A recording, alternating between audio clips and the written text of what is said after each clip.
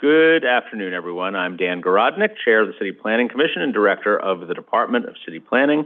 Welcome to today's review session of the City Planning Commission for May 5th, 2025. We are joined today by Vice Chair Knuckles, Commissioners Benjamin, Dweck, Gold, Kermani, Mann, Marin, Sorio is in the back.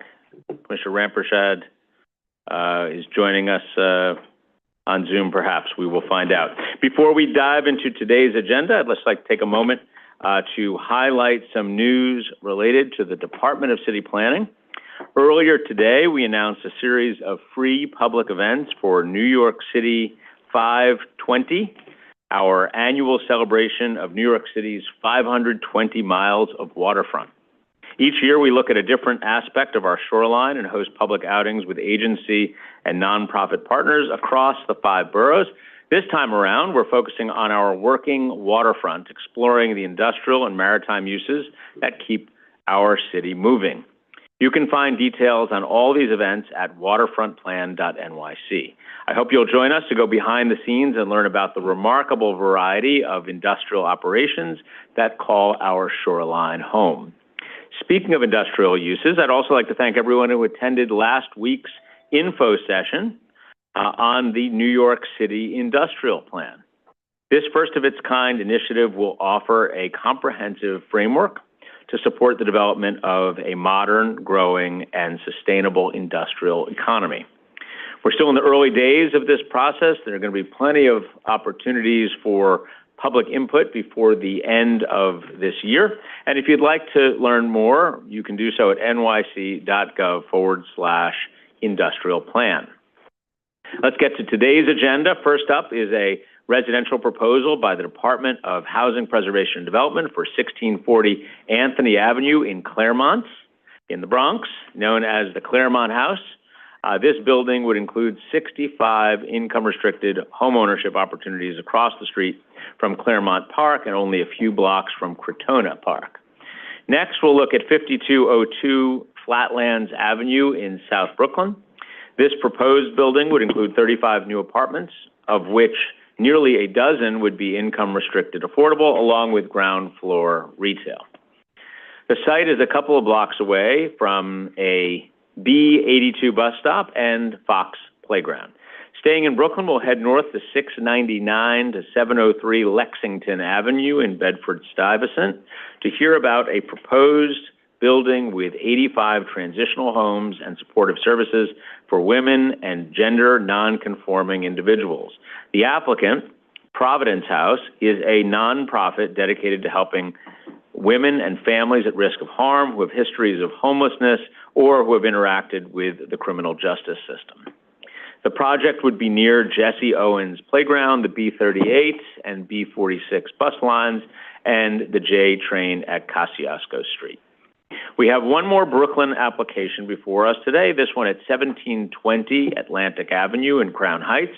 The proposal would create 300 new homes, more than 80 of them income-restricted affordable, and include commercial and community facility space. The development is surrounded by lots of public green space, including Harmony Park, Imani Gardens, and Buddy Keaton Fields. It would also sit a few blocks from the A and C trains at Utica Avenue, the Interfaith Medical Center, and the Weeksville Heritage Center. Heading to Staten Island, we'll hear details on a proposal by the Hillside Swimming Club, which is seeking to construct a new pool, new outdoor recreation courts, and more things at 151 Signs Road in Bull's Head. The Commission will also review and vote on a special permit renewal for 534 South Avenue in Arlington, Staten Island. This renewal would facilitate the construction of a 5-story retail complex next to the Graniteville Swamp Park Nature Preserve. We'll also review City Council modifications for 2510 Coney Island Avenue in Sheepshead Bay, Brooklyn. This proposal would create 60 homes, 15 of them income-restricted affordable and ground floor retail near the Neck Road Q train station and Mellet Playground.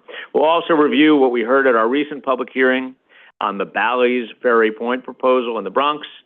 This 2.55 million square foot entertainment, commercial, and recreational complex would include a gaming facility, hotel, convention center, and more at a site within Ferry Point Park. Among its requested actions is the demapping of around 19 acres of parkland and the mapping of a new city street. So it's a lot to do today. Madam Secretary, I will turn it to you, and let's get started. Good afternoon, and welcome to the City Planning Commission Review Session for Monday, May 5th, 2025. The time is 1:06 p.m. and a quorum is present. The first item on our agenda is a certification of a UDEP designation, project approval, disposition of city-owned property, zoning map and zoning text amendments in the Bronx Community District 4. Presenting for the first time to the Commission is Cassandra Manriquez. All right, welcome. Glad you're here. Thank you. Just get that up.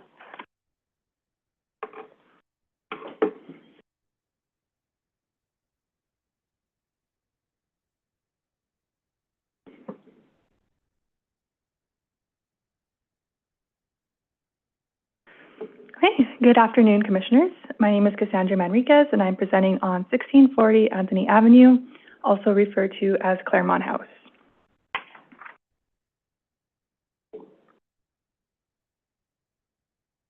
So the applicant for this project is HPD. They're requesting several actions, including a designation and approval of an urban development action area and a disposition of city-owned land, a zoning map amendment to rezone the area from R71 to R8, and a zoning text amendment to map MIH. These actions would facilitate a new 13-story residential building with approximately 65 income-restricted homeownership units. This map shows the approximate location of the proposed development. It is within Community District 4 of the Bronx in the Claremont neighborhood. This project is part of the 2018 Jerome Avenue rezoning, which encouraged new affordable housing, area retail, and a safe and walkable pedestrian realm. In response to the Jerome Avenue rezoning, HPD launched an RFP process in 2019 to develop affordable housing at 2 locations in the Bronx. Through HPD's neighborhood planning process, the agency identified home ownership opportunities as the key priority for this site at 1640 Anthony Avenue. This is an aerial view of the development site. Outlined in yellow, the development site is surrounded by 173rd Street to the north and Belmont Street to the south, Anthony and Clay Avenues to the west, and Webster Avenue to the east, which is a large 2-way road with a dedicated bus lane in both directions. You can see the Cross Bronx Expressway to the north. There are 2 large parks surrounding the area, including Claremont Park to the west and Crotona Park less than a half mile to the east outside of the frame. There are also several schools, including Bronx Leadership Academy High School, as shown on the screen, and ISS 339 and 313 to the south, also outside of the frame. The BX41 SBS is one of the transit options in the area. It's an express bus that operates entirely in the Bronx. The nearest stop is on Webster Avenue and 173rd Street. The B&D subway station at 174th to 175th Street is located roughly 0.4 miles to the west.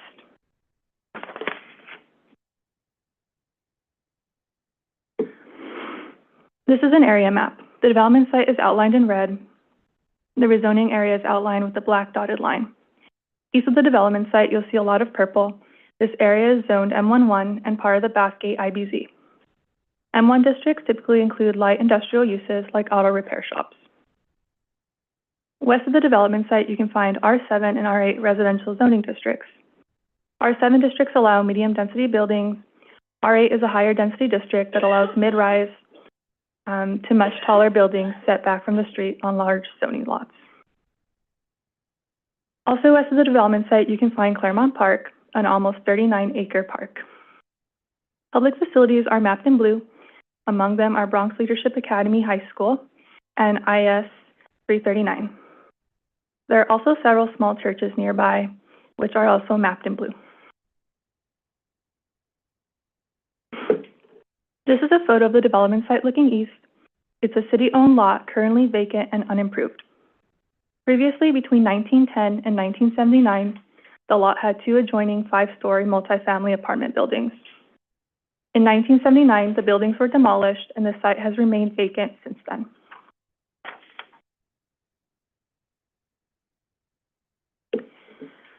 This photo was taken on the street in front of the development site looking north.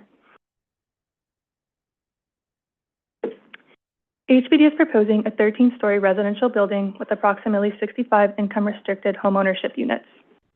Residential amenities include a gym, community room, and bike storage. The proposed rear yard equals approximately 3,000 square feet.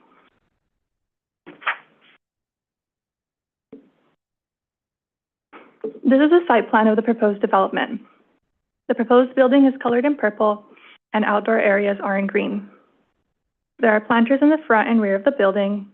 In the cellar, there are residential amenities, including a gym and bicycle storage. This is a drawing of the ground floor plan, which includes a lobby, 4 dwelling units, and a private rear yard. There is 1 one-bedroom unit, 2 two-bedroom units, and 1 three-bedroom unit.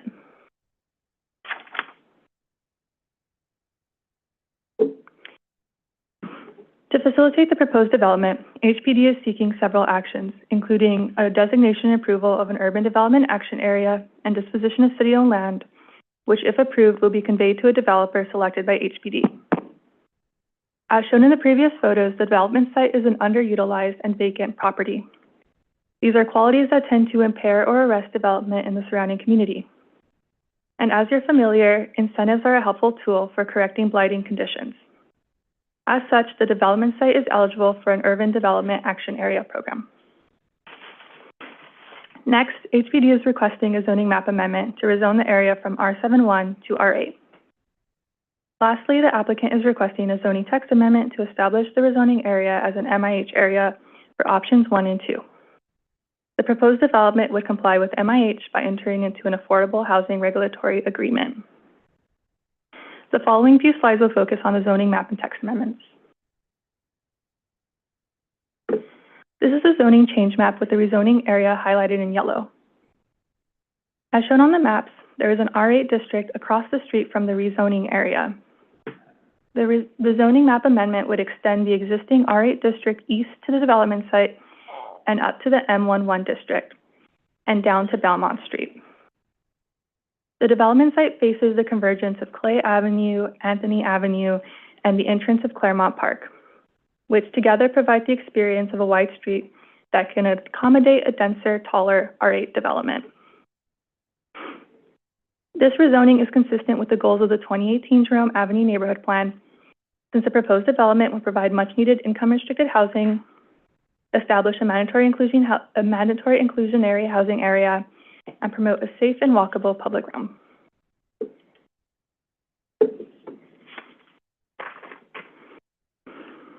This is an abbreviated zoning chart. The max FAR in an R71 district for standard residences within 100 feet of a wide street is 4.0. For qualifying affordable housing buildings, the max FAR is 5.01. The max FAR for standard residences in an R8 district is 6.02. Whereas for qualifying affordable housing, the max FAR is 7.2. The applicant's proposed development is 6.97 FAR. The proposed development stands at 130 feet, which is below the max height allowed. Lastly, since HPD is proposing a qualifying affordable housing building, they are not required to provide any parking.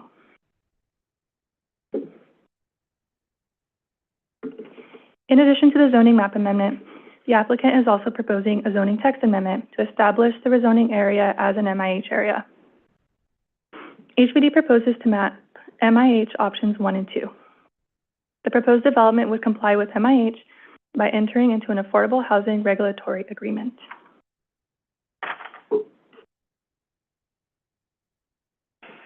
The next few slides will focus on key findings from the racial equity report that HPD was required to submit. The data for this RER is based on PUMA 3705, which includes Belmont, Pretona Park East, and East Tremont. The proposed development would provide homeownership opportunities for low and moderate income households in a part of the Bronx that has a 6.6 homeownership rate. We know that homeownership plays a crucial role in generational asset and wealth building.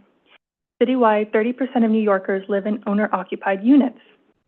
Yet again, only 6.6 of residents in the Claremont neighborhood are homeowners. This project is meant to chip away at that gap. The bar graph shows that the Claremont neighborhood is predominantly Hispanic at 60% and Black at 33%. There is a higher percentage of Hispanic and Black residents in the Claremont area than in the Bronx and New York City overall.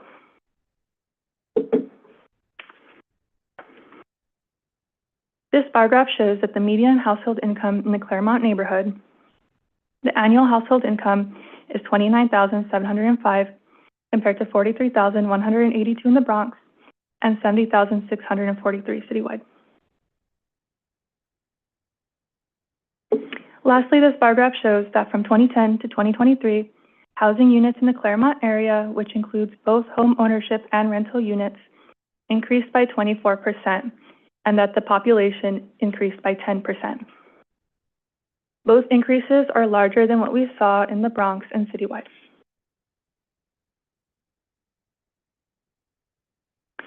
In summary, HPD is requesting several actions, including a UDAP, a zoning map amendment to rezone the area from R71 to R8, and a zoning text amendment to map MIH.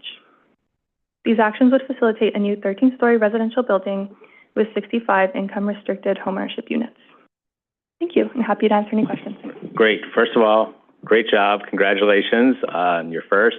Let me start with Commissioner Marin, then I'll go to Vice Chair Knuckles. Thank you, Chair. Congratulations. Yep. A couple of questions. One is relative to homeownership and MIH. How is the sale of units and MIH paired here?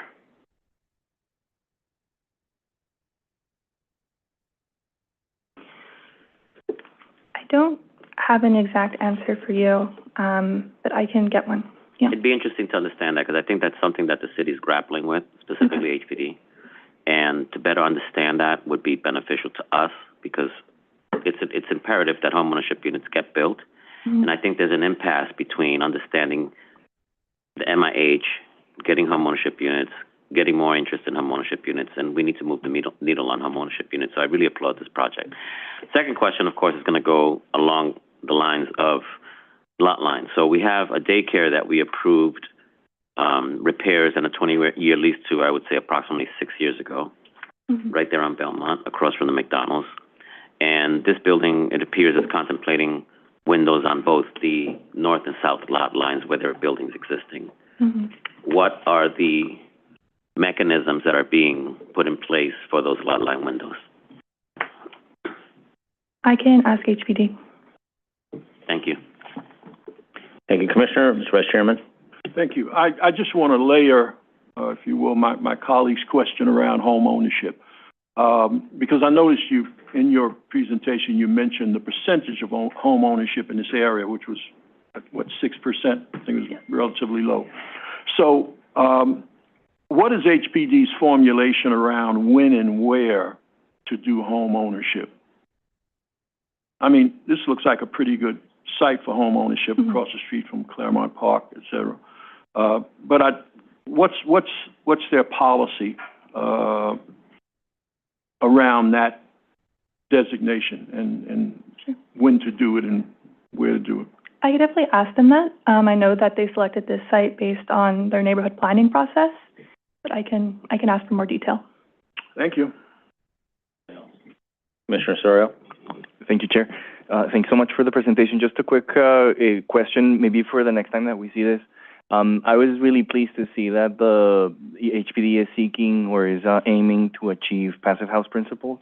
I'm wondering if we don't have any additional details the next time we see it, if we can please share with us how are we going to accomplish that? What are the strategies that will be in place? Sure. Thanks so much. Sure. I'll get that to you. Thank you, Commissioner. Okay. Congratulations again. This item is certified. We'll look forward to picking it up down the line. Thank you. Thank you. Okay, let's move on to the next. Wonderful. Thank you. The second item on our agenda is a certification of a zoning map and zoning text amendments in Brooklyn Community District 18. Our presenter is Kyra Cuevas. All right, welcome. Hello, good afternoon, everybody. Good afternoon. Can you hear me? All right, excellent.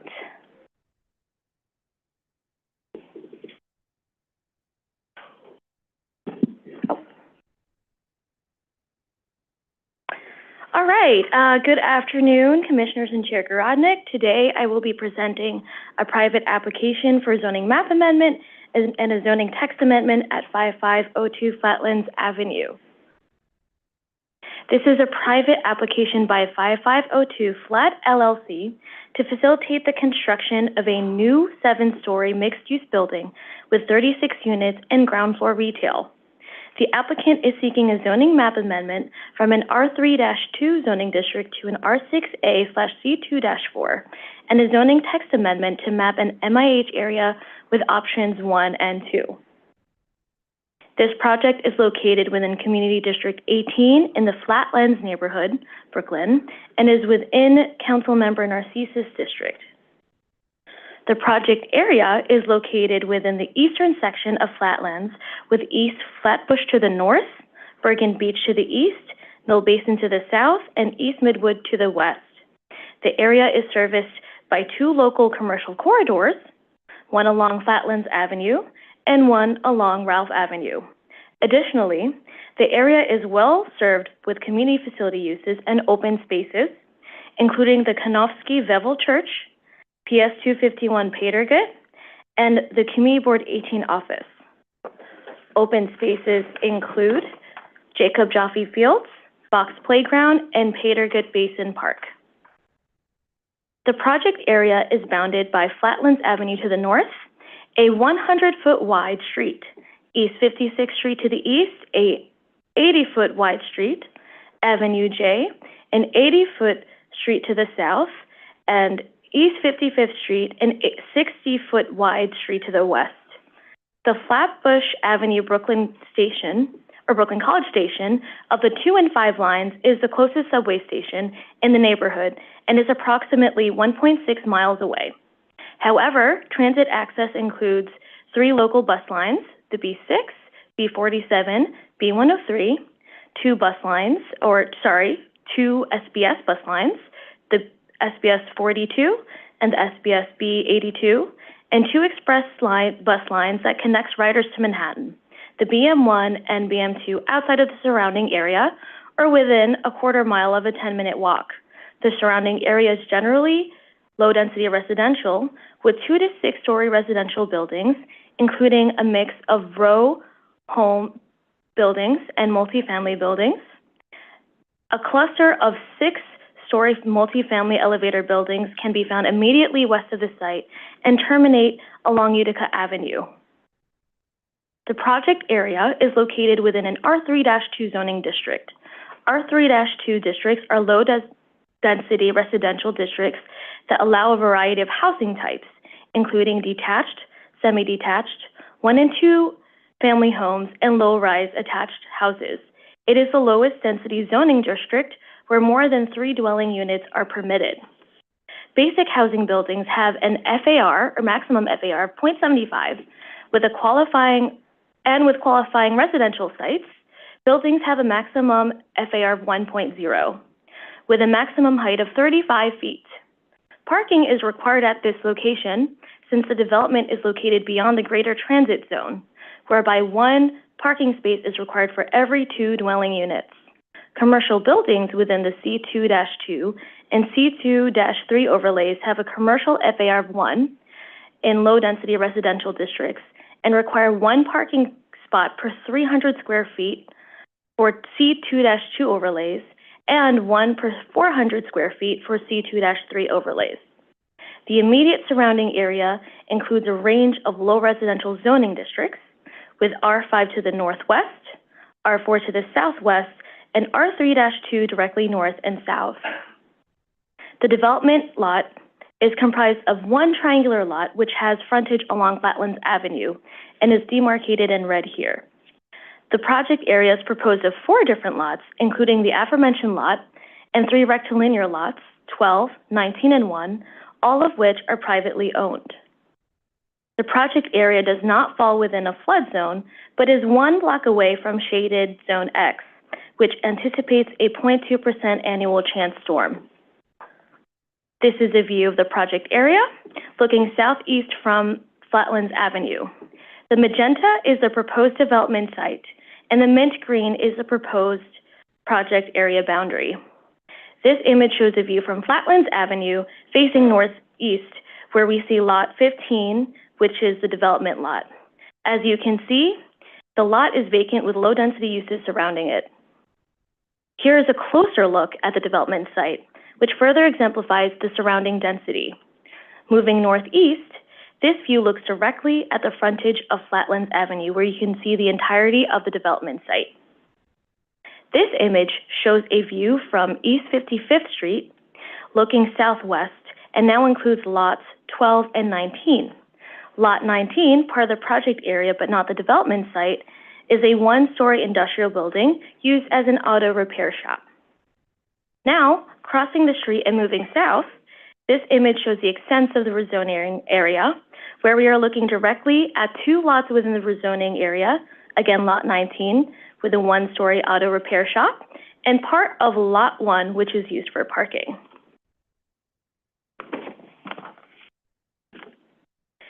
This is a view of the proposed development, where we are looking southeast at Flatlands Avenue, where Flatlands Avenue is shown on the left-hand side of the development. The proposed development will be a 49,637 square foot mixed-use building that contains 7,399 square feet of ground commercial floor area and 42,238 square feet of residential floor area, which would house 36 dwelling units, 11 of which would be income restricted. The building would be approximately 70 feet tall, with a setback facing Flatlands Avenue at the 6th floor, and a setback facing the rear of the building on the 1st floor. An outdoor recreational space will be located atop the 1st floor, as the building's courtyard will serve as a common area for all tenants. The building will provide 17 bicycle parking spaces and will provide a parking garage for 15 parking spaces. The applicant is proposing a zoning map amendment from an R3-2 zoning district to an R6A/C2-4 district to facilitate the construction of the proposed development. R6A is a contextual zoning district that permits a residential FAR of 3.9 with MIH and a community facility FAR of 3.0 with a base height of 65 feet and a maximum building height of 95 feet. Beyond the greater transit zone, parking is required, where one parking space is required for every 2 dwelling units and 1 parking space is required for every 4 income-restricted unit. Parking can be waived if 5 or fewer spaces are required. The 2-4 districts are commercial overlays that facilitates ground floor commercial uses with an FAR of up to 3 in high-density residential areas. Parking is required with one space per 1,000 square feet of commercial floor area. However, parking can be waived below 40 spaces. The applicant is also proposing a zoning text amendment to Appendix F to map MIH. The applicant is mapping MIH options 1 and 2, each of which require income-restricted housing set-asides, where option 1 requires 25% of units at an average of 60% AMI, and option 2 requires 30% of units with an average of 80% AMI. Since the beginning of the MIH program, no MIH areas were mapped in this part of Community District 18. According to the Equitable Development Data Explorer, the median household income for the Canarsie, Flatlands, Bergen Beach, and Mill Basin Puma is $81,653, which is higher than Brooklyn at $68,507 and New York City at $70,643. Furthermore, the median estimated monthly rent for a family making 60% AMI for studio is $1,270 or $1,910 for a 3-bedroom unit. As of 2020, more than half of the population, or 59% in Canarsie and Flatlands, was comprised of Black, non-Hispanic individuals, which is significantly higher than the proportion in Brooklyn at 27% and New York City at 20%. From 2010 to 2020, the population grew 9%, where the Asian American population showed the most growth at 44%, Hispanic population grew 9% here, and the Black non-Hispanic population grew 5%. Over the past decade, the neighborhood experienced a 1% growth in housing supply, compared to 11% in Brooklyn and 9% in New York City. This chart shows population growth has been exceeded by the housing stock. In summary, the applicant is proposing a zoning map amendment and a zoning text amendment to facilitate the construction of a 7-story mixed-use building with 36 units, 11 of which would be income restricted.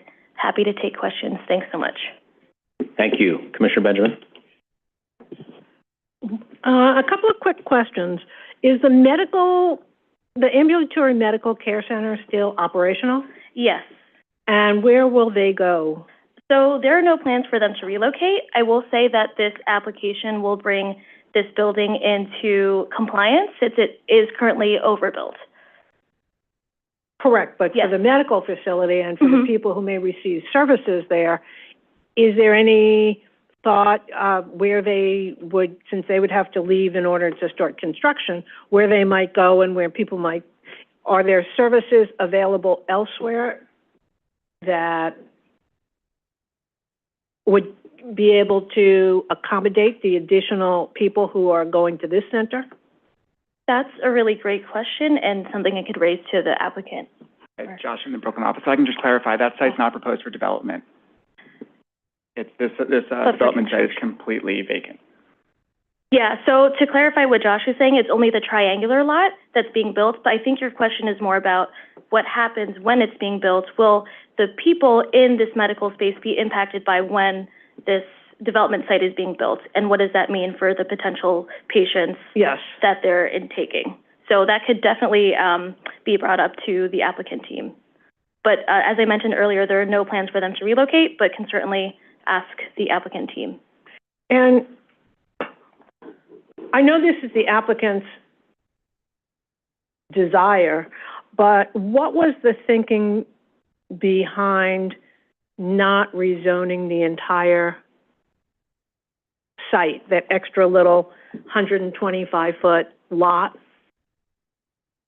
That is a great question. I will say this was not part of the reasonable worst-case development scenario, at least the other 80+%, but I can get back to you for Lot 1, why that was not included in part of the rezoning district. Yeah, okay, because I'm assuming that the community, since there are those 2-family houses that would back onto it, that the community requested that not be, or the applicant just, but it would seem logical to do something since there's only, parking there now? For Lot 1, yes. Yeah. That's only parking, but this rezoning only takes about 17% of that lot. Right. But we can certainly reach back to the applicant about the land use rationale for why we didn't extend. Okay, thank you. Thank you, Commissioner. Commissioner Soria. Thank you, Chair. Thanks so much for the presentation, and thanks so much for acknowledging the proximity to the 500-year floodplain. I had also noted that it may be within the 100 as close as 2080. So I'm just wondering if there's if the applicant plans to prepare or anticipate flooding, and therefore what is being thought of. I don't know if you know now or if you can see this. Okay. Absolutely. So that's a really great question. As I mentioned earlier, the site is not currently subject to Appendix G. However, the building will incorporate wet flood-proofing measures at the cellar and first floor. The applicant mentioned that all critical systems will be elevated above projected future flood levels, and if the area is later designated with the 1% within the 1% annual chance flood zone projected to occur by 2080, then the applicant mentions that the floodgates would be installed and the ground floor could be retrofitted to elevate the storefront space. Thank you. I appreciate that. I have another related question. So I also noted this may be vulnerable to stormwater flooding given the projections, the DEP projections, and so I'm wondering if do you know of any infrastructure plans at the moment in and around flatlands and Avenue J? That intersection seems to be particularly troublesome. That's a great question. Unfortunately, don't have a particular response for that right now, but can get back to you. Thank you very much. With the applicant team. Thanks. Thanks, Commissioner. Back to you, Commissioner Benjamin. One more question. Mm-hmm. In the materials, it describes that currently the median rent is about $1,600. And in this proposed development, even the affordable units, only 5% of them would be below that, at or below that. So it would seem that there was not a match between the incomes in the community and that people would have to come from elsewhere to afford this. Is that kind of... I can't answer that directly, but to kind of give a little more detail on the AMI breakdowns of what would be potentially provided. So there are 40% AMI units that would be provided, 2 60% AMI units that would be provided, and then 4 at 80%. Right. Sorry, again, I can't directly answer your question, but that hopefully will give a little more insight. But if you could let the developer know, and I'm concerned for a while that we're creating housing that's not affordable, while saying we're looking at the difference between housing production in this community and demographic growth, making an assumption that if there is growth in the community, it would be able to go into that housing. But given the differences in income and rents, the existing community is not going to be able to go into the market rate apartments. They can barely make it in to the 40% of AMI, given what the PUMA index said about the average incomes. So how does this really match with the housing policies that we have put forth and that we talk about in the analysis? How does it really match up if the people who are living there can't afford this new development, even at the 80% or the 60%? Totally hear you on that and can get back to you. Okay, that'd be great. Thanks. Thanks, Commissioner. Okay, great. Thank you very much. This item is certified, and we will move on to the next. Madam Secretary. The third item on our agenda is a certification of a zoning map and zoning text amendments in Brooklyn Community District 3. Our presenter is Demetrius McCluster.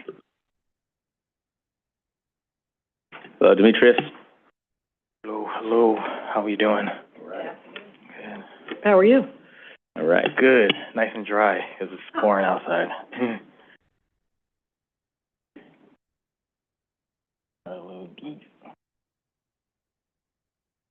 Okay. Good afternoon, Chair, Commissioners. I'm here to present on 699-703 Lexington Avenue.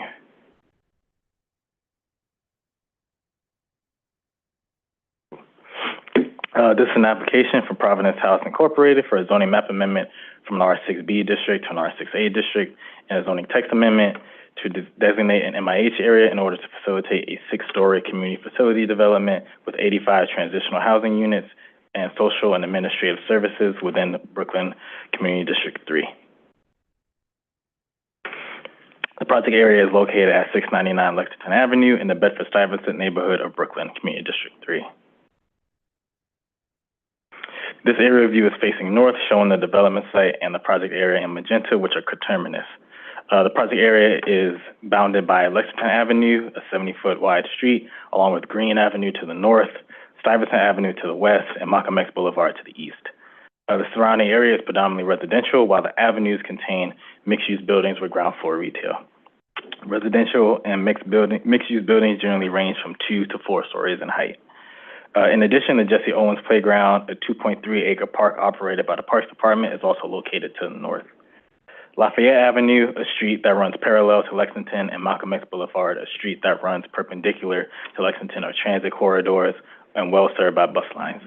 The B38 runs from Ridgewood to downtown Brooklyn with stops on Lafayette Avenue, and the B46 and B46 select buses run between Kings Plaza and Williamsburg with stops on Malcolm X.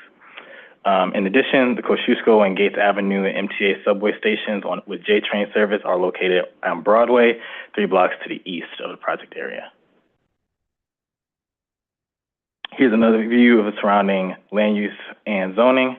The project area was zoned from R6 to R6B in the 2012 Bedford-Stuyvesant North rezoning, which rezoned most mid-blocks to R6B and corridors to R6A to preserve the low-rise brownstone character of the neighborhood. The project area is currently zoned R6B, which is a medium-density residential district that allows a maximum FAR of 2.0 for both residential and community facility uses, and a 2.4 FAR for qualifying affordable housing or qualifying senior housing.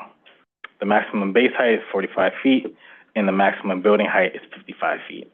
With a C24 overlay on parts of the intersections of Stuyvesant Avenue and Green Avenue, and Stuyvesant Avenue and Quincy Street, other uses such as food and laundromat services are provided to the area. Now I'll walk you through a couple of photos of the existing conditions. These are views of the current building within the project area. Development site in magenta comprises lots 81, 80, and 76 of block 1621. Lots 80 and 81 are approved with 4-story community facility buildings and are currently used by Providence House for its participation in a consortium called Justice Works, funded by New York City's Mayor's Office of Criminal Justice, or MOCJ, in their Women's Justice Program. The Women's Justice Program is a transitional housing program for 43 women and gender-expansive people, 25 of whom are housed at this development site.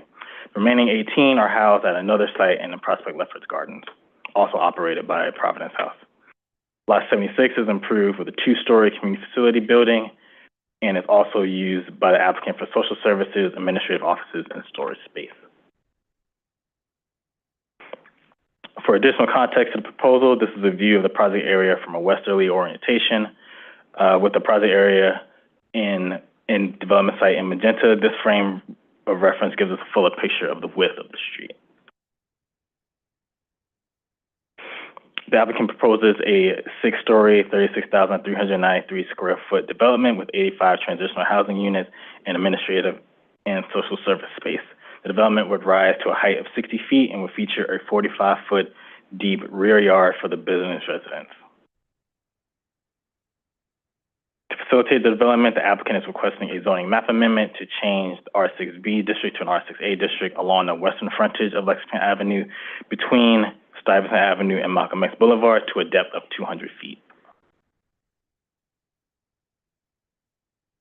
The proposed zoning district of R6A is a contextual medium-density residential zoning district that permits a maximum FAR of 3.9 for residential when mapped with mandatory inclusionary housing, as well as an FAR of 3.0 for community facility uses. R6A districts permit base heights between 40 feet and 65 feet with a maximum building height of 95 feet. Lot coverage is also 80% for community facility buildings. Off-street parking is not required for residential within the intertransit zone, while use group 3A developments, which this proposal identifies as, requires 1 space for every 20 beds and waived if fewer than 25 spaces are required. In addition to the zoning map amendment, the applicant is requesting a zoning text amendment to amend Appendix F and establish an MIH area with options 1 and 2. Option 1 requires that at least 25% of the residential floor area must be permanently income restricted and affordable to households with an average of 60% AMI. Option 2 requires at least 30% of the residential floor area be permanently income restricted and affordable to households with an AMI of 80%. The applicant proposes mapping both MIH options 1 and 2 within the project area to provide maximum flexibility. In conclusion, Providence House is filing an application seeking a zoning map amendment to change an R6B district to an R6A district and a zoning text amendment to map an MIH area in order to facilitate a new 6-story development with approximately 36,393 square feet of community facility space and 85 transitional sheltering units with improved administrative and social services. This concludes my presentation. Ready to field any questions you may have. Thank you. Great. Thank you very much. Just one point of clarification. There are 2 existing buildings there. one of them has a number of residents. So there's 3 buildings. 2 of them have residents and 1 is for administrative services. And all of them would be taken down as part of this plan to enable this 6-story building with 85 units. Is that correct? Correct. And the folks who are currently there, how does Providence House intend to care for them in the interim? So Providence House has 3 different locations within Brooklyn. So they're planning to move the participants who are currently at this location to their other sites that have space that are available for them as they do demo on this site. And then once the construction of this new development is completed, they're predicting that based on the transitional program's timing, usually 18 to 20 months, that the current participants will have transitioned out of the program and into permanent housing, and the new development will be ready for new participants within the program, or if they're still within the program, they'll be able to return to this site once it's completed. Okay, thank you. Commissioner Benjamin?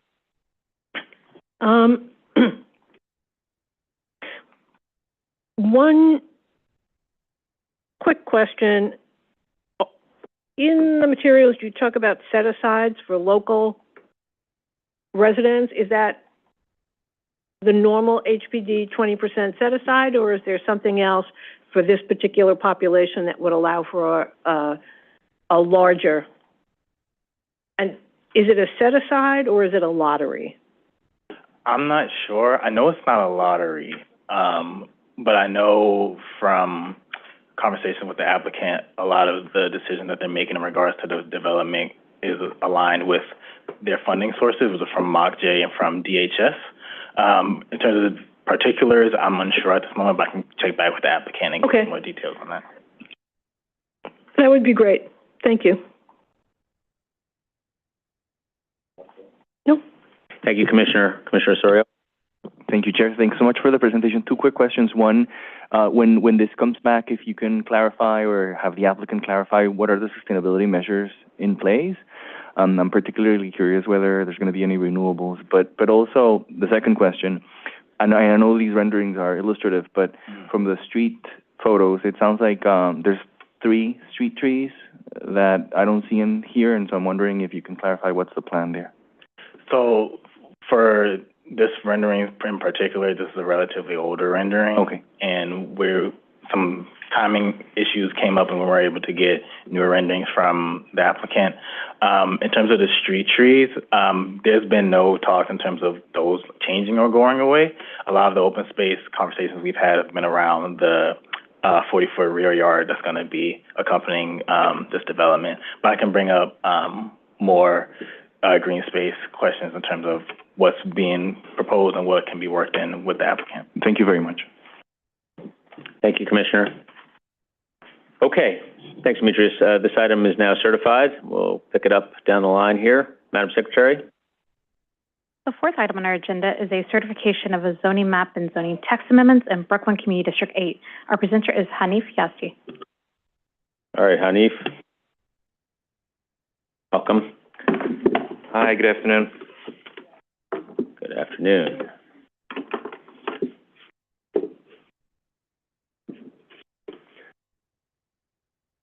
Okay. Thank you very much, Commissioners. We'll linger here for a bit, get a good look at the slide, and we'll move on. This application today is brought to us by Bermuda Realty Number 2 LLC for a zoning map amendment from M11 to C44D R7A and R7A C24, and a zoning text amendment to map a mandatory inclusionary housing area to facilitate the construction of a new 13-story mixed-use building with approximately 300,000 square feet. That's around 6.23 FAR, including 300 dwelling units, 84 of which will be permanently income restricted under MIH Option 1. Development will include multiple commercial and community facility spaces totaling around 70,000 square feet, as well as 112 off-street parking spaces. Project is located at 1720 Atlantic Avenue in Brooklyn's Community District 8. The project is located between the Crown Heights and Bed-Stuy neighborhoods of central Brooklyn along Atlantic Avenue.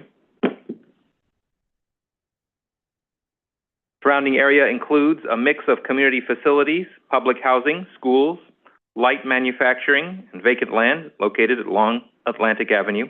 Commercial retail uses in the area, primarily located along Atlantic Avenue and Troy Avenues and Pacific Street, include neighborhood retail uses such as eating and drinking establishments.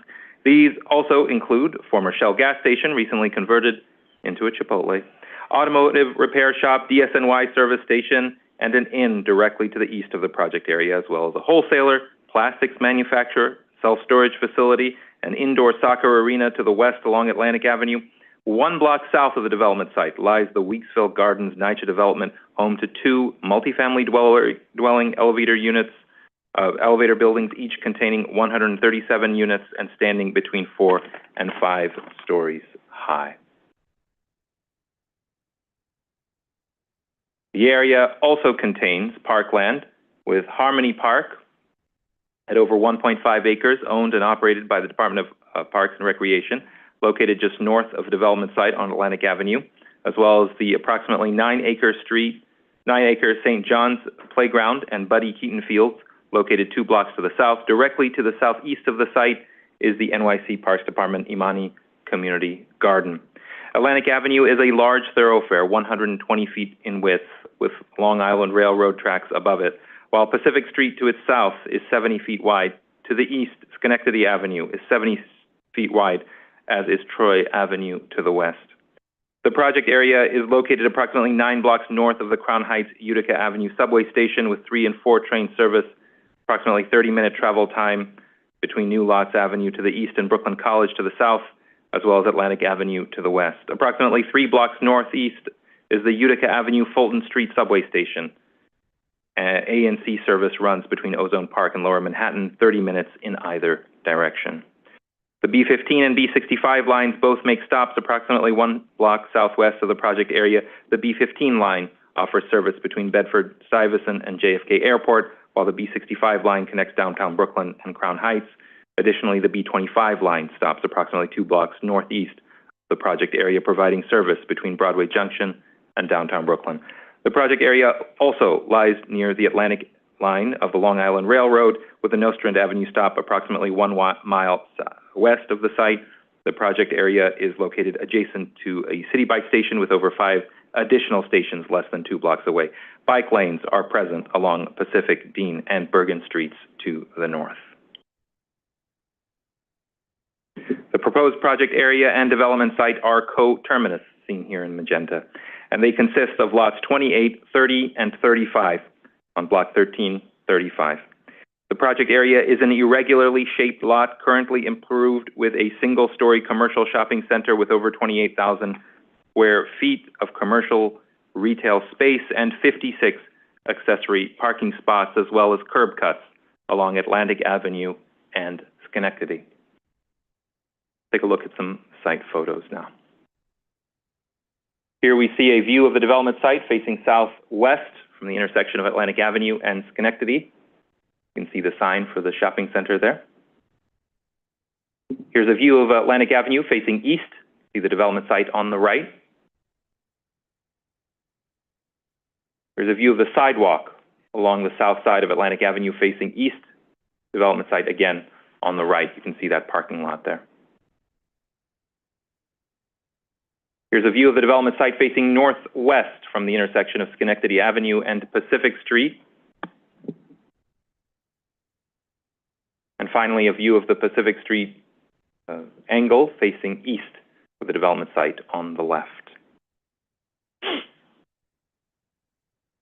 Proposed development, coterminous with the project area, will be a new 13-story mixed-use building, approximately 300,000 square feet, 6.23 FAR, including 300 dwelling units, 84 of which will be permanently income restricted. Development will include multiple commercial and community facility spaces, totaling around 70,000 square feet, as well as 112 off-street parking spaces voluntarily provided. The applicant seeks a zoning map amendment from M11 to C4 4D, R7A, and R7A C24. The rezoning would include a C4 4D portion along Atlantic Avenue, with R7A and R7A C24 portions in the rear along Schenectady and Pacific Streets. R7A permits a maximum FAR of 5.01 for buildings including qualifying affordable housing. R7A districts have a maximum base height of 85 feet, a 10 or 15-foot setback on wide or narrow streets, respectively, and a maximum height of 115 feet. C24 districts are commercial overlay districts mapped within residential neighborhoods along streets that serve local retail needs. C24 districts allow a range of local serving commercial, retail, and service uses, such as grocery stores, restaurants, barbershops, laundromats, and so on. When mapped within R7A districts, C24 districts allow commercial uses to a maximum of 2 FAR, but commercial uses are limited to the first floor in mixed-use buildings. C44D is the other proposed action, or R8A residential equivalents, permit a maximum FAR of 7.2 for residential or 3.4 for commercial uses. C44D districts have a maximum base height of 105 feet, a maximum building height of 140 feet, and as the project area is located in the inner transit zone, no parking is required across either of these. The second action proposed is a zoning text amendment to map Appendix F to designate the project area as an MIH area with option 1, where 25% of the units must be set aside for income-restricted housing at an average of 60% of AMI, and option 2, where 30% of the units must be set aside for income-restricted housing at an average of 80% of AMI. The applicant plans to pursue MIH option 1.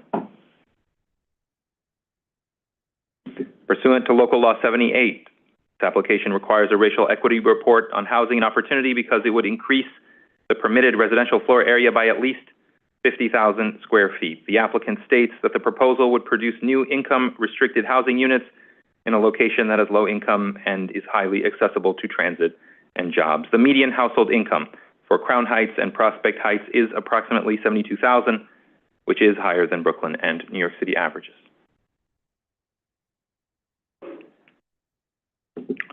Population of Community District 8 is predominantly Black at 48%, followed by white residents at 27%, Latino residents at 13%, and Asian residents at 5%. Between 2010 and 2020, the area's Asian population increased by 104%. The Hispanic population increased by 25%. Local white population increased by 91%. The area's Black population decreased by 20%. This area experienced a population increase of 12% between 2010 and 2020, and new housing production increased by 15%. Even so, between 2017 and 2021, an estimated 49% of households were rent burdened, spending a third or more of their income on rent. And over 25% of households were severely rent burdened, spending over half of their income on rent. In conclusion, the applicant again is seeking a zoning map amendment, M11 to C44D, R7A, and R7A C24, and a zoning text amendment to map a mandatory inclusionary housing area to facilitate the construction of a new 13-story mixed-use building over 300,000 square feet, 6.23 FAR, including 300 dwelling units, 84 of which will be permanently income restricted under option 1, as well as 70,000 square feet of commercial and community facility space and 112 parking spaces, again voluntarily provided. Thank you, and I look forward to your questions. Great, thank you. You said this is currently a one-floor commercial on this site, is that right? That's correct. And also, we're on Atlantic Avenue. Obviously, we're in the midst of talking about Atlantic Avenue a fair amount. This is about a mile to the east of the eastern boundary of the AMUP plan, is that right? That's right. AMUP stops just short of the LIRR stop, and this is about 18 to 20 minutes walk from that stop. Great, thank you. Other questions? Commissioner Kamani. Thank you, Chair. Thank you so much for the presentation. I live about 3 blocks away from the site on the Bed-Stuy side, on the other side of Atlantic, and the commercial space that's there now, while frequented, is a very awkward commercial space, but Do you know if any of the current tenants will be kind of offered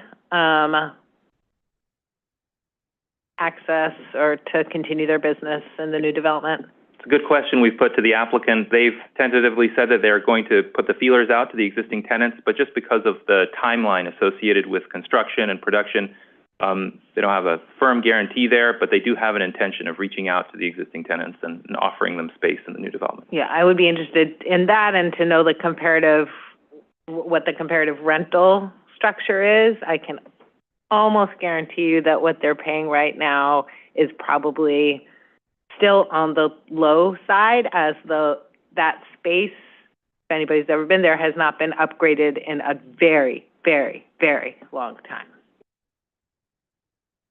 Thank you. Thank you, Commissioner. Commissioner Benjamin? Like Commissioner Kermani, I also live not that far from the site. So that was my question also. What is going to happen? People may not think that Dunkin' Donuts or any of the others are the best retail tenants, but they are used pretty heavily by people in the community.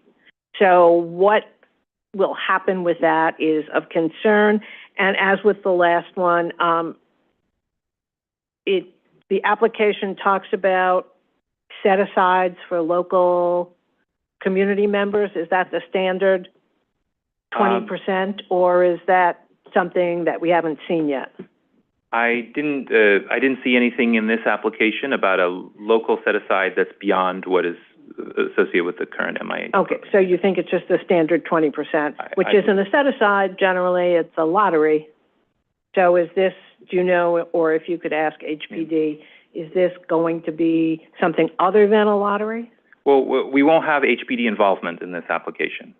It's my understanding, we won't have any HPD financing, if I'm understanding correctly. But as far as I understand, there's nothing beyond what is currently in place in the MIH program associated with this application. There's like special additional set aside or anything like that. But I will pose it to the applicant. And what method will be chosen? I know they have to hire a community partner, but how will they tenant the affordable housing? If it's not a lottery, will they just look at the applications and say, I like this guy? Understood. Okay. Okay. That's a question I'll pose to the applicant, and I'll have them answer that as well. Thank you, Commissioner. Commissioner Osorio? Thank you, Chair. Thanks for the presentation. I concur with my colleagues, and I also just wanted to confirm all of the existing tenants are commercial, right? There are no industrial tenants right now. No industrial tenants. Okay, thank you. Yeah, I concur and would love to hear whether there's any plans to provide any type of affordable commercial space to them specifically. But I would also appreciate if when we see it again, we can see what are the type of sustainability measures. I'm particularly interested in green roofs and solar here. I guess my question is, can you go back to the rendering, please? There's a number of angles. This one is perfect. Thank you. Yeah. So I think the height is manageable, but the massing maybe could be a little bit improved. And I was wondering if you can share what are some of the department's kind of like preliminary observations on this. I can have our UD team speak to that a little bit more. So I'll make a note to have them speak to it. We do have. Yeah. Hi there. Alex. Hi, Alex. I'm not an urban designer, but I play one on TV. So I think part of the consideration here in the discussion with the applicant team was really about splitting the site with two zoning districts. And really, the higher density R8 equivalent was along Atlantic Avenue, consistent with general kind of growth and density along a 120-foot wide corridor, and then stepping down to a lower density district. Obviously, there's no requirement. This is a illustrative massing, but the idea was through the zoning, you're creating two kind of different types of envelopes to allow them to step down ultimately to it's 5-story NYCHA development to the south, and it kind of steps down to the rest of the neighborhood, and that was the kind of the intent here. The kind of waterfall effect that you're seeing is completely illustrative here to try and accommodate that step down as well. I don't know if you have anything else you want to add. Nothing on the UD front, yeah. Thank you. That's very useful. All right. Appreciate it. Thank you. Thank you, Commissioner. Commissioner Mann? Hello. Thanks for the presentation. Just curious about, the department's position, if there is one, on the kind of corridor-wide Atlantic Avenue question here, which is that, obviously East New York was rezoned around Atlantic Avenue. AMUP is happening. There's this now donut in between. It seems like DOT is making meaningful streetscape improvements along Atlantic Avenue, that it'd be nice to have some coherence along the streetscape, not sort of one nice part, one bummer part, one nice part. And so this Atlantic Avenue of all streets in Brooklyn seemed like it could use a little bit of a corridor-wide thought. This application will obviously, I'm sure, incite others to follow if it's successful. So has the department thought about just taking a step back now and thinking about the corridor as a whole? Yeah, absolutely. And I'll say that has been part of the discussions with Community Board 3 and Community Board 8 as like AMUP was the neighborhood study further to the west. There have been discussions with folks on the community boards about like how to treat this area. I think recognizing that there is likely going to be more pressure from private applications in particular. This one is made slightly more complicated than the east and the west because of the elevated train. But I think we totally agree and recognize that there should be like a more kind of holistic look on this corridor, and it's something that we've started discussions with. Okay, great. Yeah, I would just encourage the department to, I think along those lines, because again, otherwise we'll just see private applications here over the next couple of years, and then Atlantic Avenue won't have a kind of uniform treatment along it, and there's obviously some public schools nearby, there's some parks nearby, there's an opportunity to make some other strategic investments. So we just encourage the department to be bold there. 100%. Willing to be. Agreed. Yep. Thank you, Commissioner. Okay, this item certified. Thank you, Andy. Thank you. Okay, let's move on. Okay. The fifth item on our agenda is a certification of a zoning special permit in Staten Island Community District 2. Yes. Our presenter is Puneet Singh. Hello, Puneet. Hello, Chair. Hello, Commission. Happy Monday. Puneet Singh, Borough Planner in the Staten Island office. Here today to present on the Hillside Swim Club land use application, more typically just called, Hillside Swimming Club, more typically just called Hillside Swim Club. So the applicant is the Hillside Swimming Club Incorporated. They are seeking a special permit pursuant to ZR Section 74-133 to permit a swimming club or certain non-commercial club facility in a residential zoning district. They are seeking this permit to rearrange the facilities on the project site, which includes constructing a new swimming pool and outdoor recreation courts, along with a reconfigured group parking facility that is proposed to improve the vehicular circulation network. So the applicant is proposing to move the existing swimming pool from its current location along Signs Road to the center of the site, and the pool would be enhanced with the construction of a new enclosed bather preparation area and equipment storage facilities, which would be 1 story in height, constructing new athletic courts, constructing a new 144-space group parking facility, which will take the place of the existing swimming pool along Signs Road and wrap around the northern and western edges of the site and realign the internal roadway network. So this is an aerial view of the site. You can see that currently the swimming pool is very close to Signs Road, nearly fronting it at just 22 feet away from the street line, and the parking is in the center of the site. This creates issues for the cars and the swimmers navigating the site. There are also some buildings you can see around the central parking area. These are the clubhouse and the snack stand, which are proposed to remain. And there are some outdoor recreation courts north of the central parking area. The site is close to Victory Boulevard, a major thoroughfare in Staten Island's community districts 1 and 2, north of the Davis Wildlife Refuge, which is part of the Fresh Kills Park, and it is south of the Teleport Drive Industrial Park. So the current swimming club is a non-compliant use in a residential district because it was grandfathered in when the current zoning was adopted in 1961. The club was issued a certificate of occupancy by the Department of Buildings in 1960. In 2018, a zoning lot subdivision was completed on the northern end of the property to create 4 new zoning lots, which were each later improved with single-family homes that now front Victory Boulevard, which is a final mapped street with a 100-foot width. So you can see here that the project site's means of egress is on Signs Road, which according to the New York City street map is final mapped with an 80-foot width. It's about 335,000 square feet, or approximately 7 acres in size. It is in Community District 2 and in City Council District 50, which is represented by Councilman David Carr.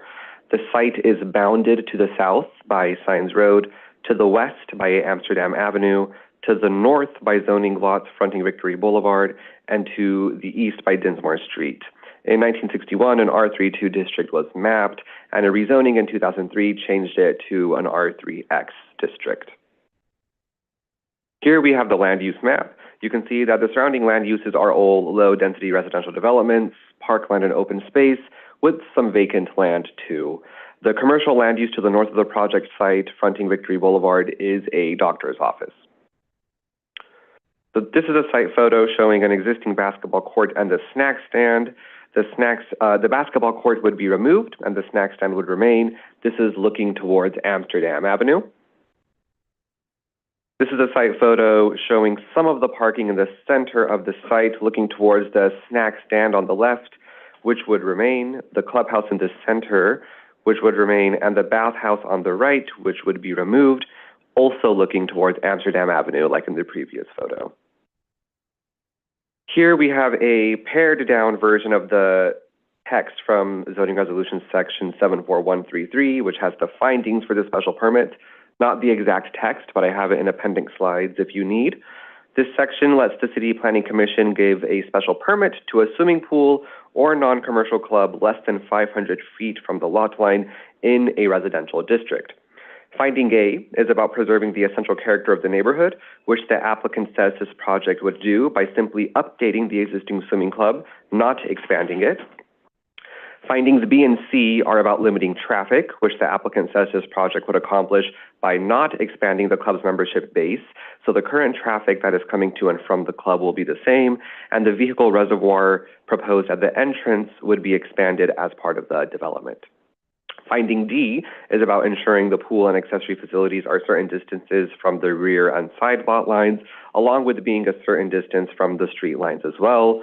And finding E is about providing parking at a rate of 1 space for every 200 square feet devoted to the pool and accessory facilities, which the applicant says this project would accomplish by providing 144 parking spaces. So this is the site plan, and I'm just going to quickly now walk through some of the programmatic elements depicted here. So here you can see the proposed swimming pool, which is depicted by the blue polygons in the center, and the 144 parking spaces depicted by the yellow polygons. The current swimming pool fronting Sines Road would be replaced with a parking space that connects to an internal roadway, which leads to additional parking spaces on the western and northern edges of the property. The pool would be pushed back towards the center of the site and would have a new bather preparation area and pool equipment enclosure, which corresponds to the darker gray shaded buildings around the pool. These would be 1 story, approximately 14 feet in height. The lighter gray shaded buildings around the pool correspond to existing buildings, the clubhouse and snack stand, which would remain as is. And then you can also see that they are proposing new outdoor recreation courts, which would be north of the proposed swimming pool. Overall, the proposal would not result in an increased capacity of the swimming club, so there would not be an increase in its current usage or the traffic generated thereby. By putting the parking closer to the curb cut on Sines Road, there would be a larger vehicle reservoir that would reduce traffic on Sines Road and also reduce conflicts between vehicles and swimmers within the project site. And the new pool and recreation courts, if approved, would serve the community in Staten Island for the next several decades. So that is my presentation. Happy to take your questions now. Thank you. Great. Thank you. Let me see if there are questions before we move to certification of this one. Bravo. Congrats. We're certified. Thank you. Thank you, Commission. Okay, let's move on. The 6th item on our agenda is a review of a non-ULIP renewal of a previously approved special permit in Staten Island Community District 1. Our presenter is Kari Bailey. Hello, Kari. Good afternoon, everyone. So I'm here to discuss the second and final special permit renewal for 534 South Avenue. And this is for the proposed development of about a 219,000 square foot retail development with required parking for 838 cars. So the applicant is requesting a second and final renewal for a prior special permit that was approved by the Commission in 2017. The project area is near the Arlington and Marines Harbor neighborhoods of Staten Island Community District 1, and the original special permit was to allow a retail establishment larger than 10,000 square feet. And it's with a proposed multi-building commercial development. The Commission can grant a renewal of the special permit for an additional 3 years, provided that they find the facts which the special permit was originally granted have not substantially changed. And the original approval included a mapping, a minor amendment to the city map, which I'll discuss later in this presentation. But the proposed site plan has not been modified from what was originally approved. So the project site is at 534 South Avenue. It's southwest the corner of Forest Avenue and South Avenue. The site consists of 2 large parcels, and while it has frontage on both Forest and South Avenue, it does not include the parcels that are right at that corner of that intersection. The development site is zoned M1-1, and the M1 district is contiguous to the north and to the south. The site is bordered by an M2 district to the west and an R3-2 district to the east. The surrounding land uses in the M1 district include a mix of light manufacturing and auto-related businesses, a chain restaurant, and a medical facility. There's also a movie theater to the immediate west of the site in the M2 district and on the south side of Forest Avenue. South of that movie theater is Grantonville Swamp Park, which is a 9-acre city-owned passive wetland park, and that is contiguous with the wetland and wetland adjacent area that's being preserved south of the development site. And to the immediate east of the site is an R3-2 district. It's developed with low-density residential uses. Forest Avenue is a retail corridor, which is in red. It includes a mix of C2 overlays and C4-1 and C8 zones with several big box stores and more like strip mall type buildings. And this is what the site currently looks like. It's approximately 1.23 million square feet or 28 acres, and it has frontage on both South Avenue and Forest Avenue. And as you can see in these photos, the site is currently vacant, and the applicant has done some grading and land clearing on the site, which was permitted by a prior Department of Buildings permits. On the left side is a view of the conditions of the site facing southwest from Lilac Court, which is a spur street from Forest Avenue, and it dead ends at the site of the edge of the site. On the right is a view of the site facing east from Merrill Street, which is adjacent to that movie theater I previously mentioned.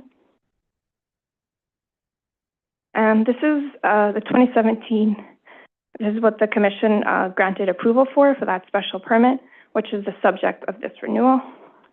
There was an amendment to the city map that was part of that original approval, and that was in order to do 2 things. One was to improve access by realigning Merrill Street so that it lines up with the existing signalized intersection at the entrance to Home Depot, which is across the street from the site. And it also was to demap unbuilt streets that were located over wetland, mapped wetland areas to preserve those wetlands. The proposed development has not been constructed, in part due to litigation that was related to the necessary Department of Environmental Conservation, DEC, freshwater wetland permits, and I'll discuss more of that shortly.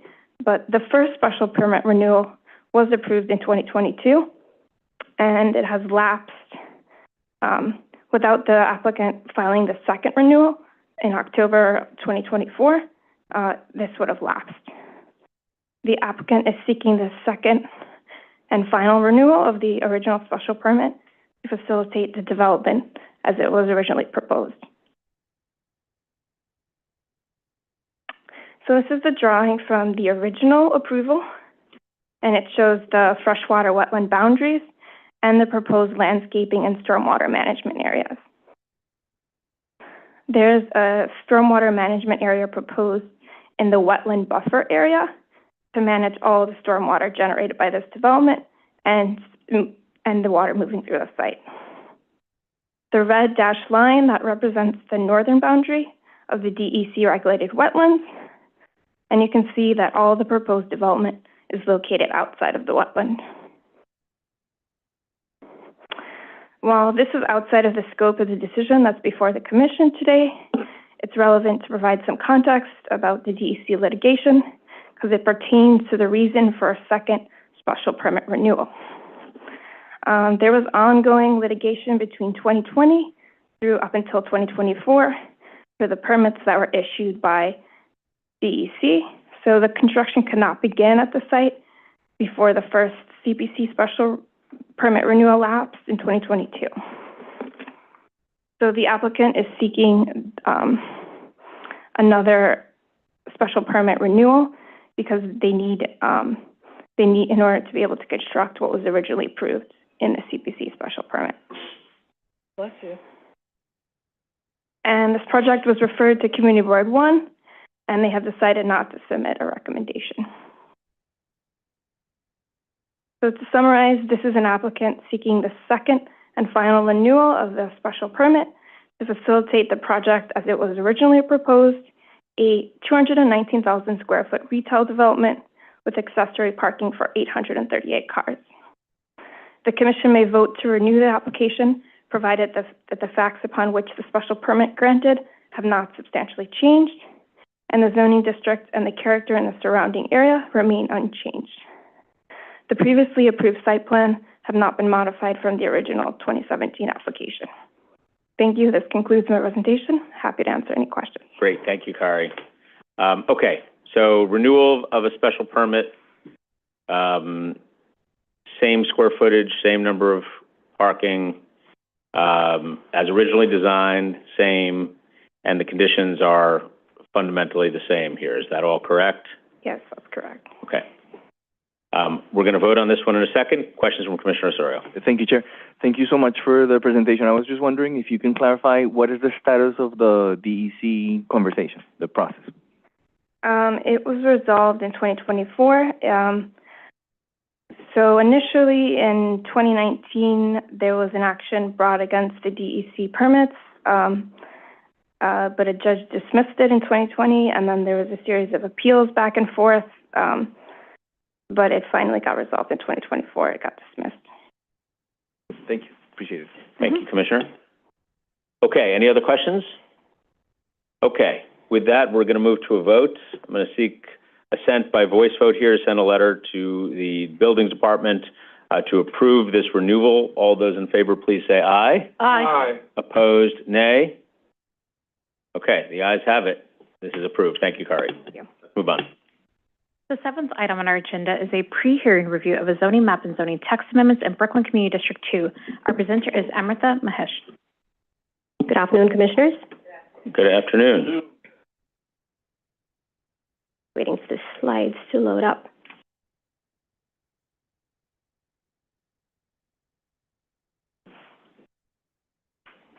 Okay. This is a private application to facilitate an 816,000 square foot mixed-use development with 611 apartments, of which approximately 150 to 180 apartments would be affordable pursuant to MIH, and 280,000 square feet of non-residential space, including commercial, retail, and self-storage uses. The project area is located in the Wallabout neighborhood of Community District 2 in Brooklyn. The applicant is seeking a zoning map amendment from an M12 district to M16AR8 and M15 districts, and a zoning text amendment to establish a special mixed-use district and a mandatory inclusionary housing area. As the Commission may recall, the project area is located in the Wallabout neighborhood just south of the Brooklyn Navy Yard. The project area is a full block site bounded by Flushing Avenue and Park Avenue between Hall Street and Ryerson Street.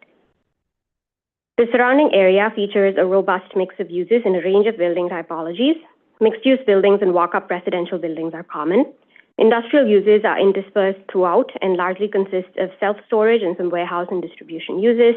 Auto uses exist but are concentrated in certain areas, such as by Steuben Park and parts of Clinton Avenue and Park Avenue. The area below the 6-lane BQE along Park Avenue is primarily used as open storage and private vehicle parking. This is an aerial image of the project area facing east. The block is improved with 10 existing former manufacturing buildings, buildings A through J, that were constructed between the late 1880s and the 1920s. They range in height from 1 to 9 stories. In total, the existing buildings contain approximately 532,000 square feet of zoning floor area, or 4.68 FAR, and are overbuilt. As mentioned at certification, all of the buildings on the development site were in use by the city as a Humanitarian Emergency Response and Relief Center, or HERC. The HERC facility closed in March and the license ended in April. There are currently no existing tenants.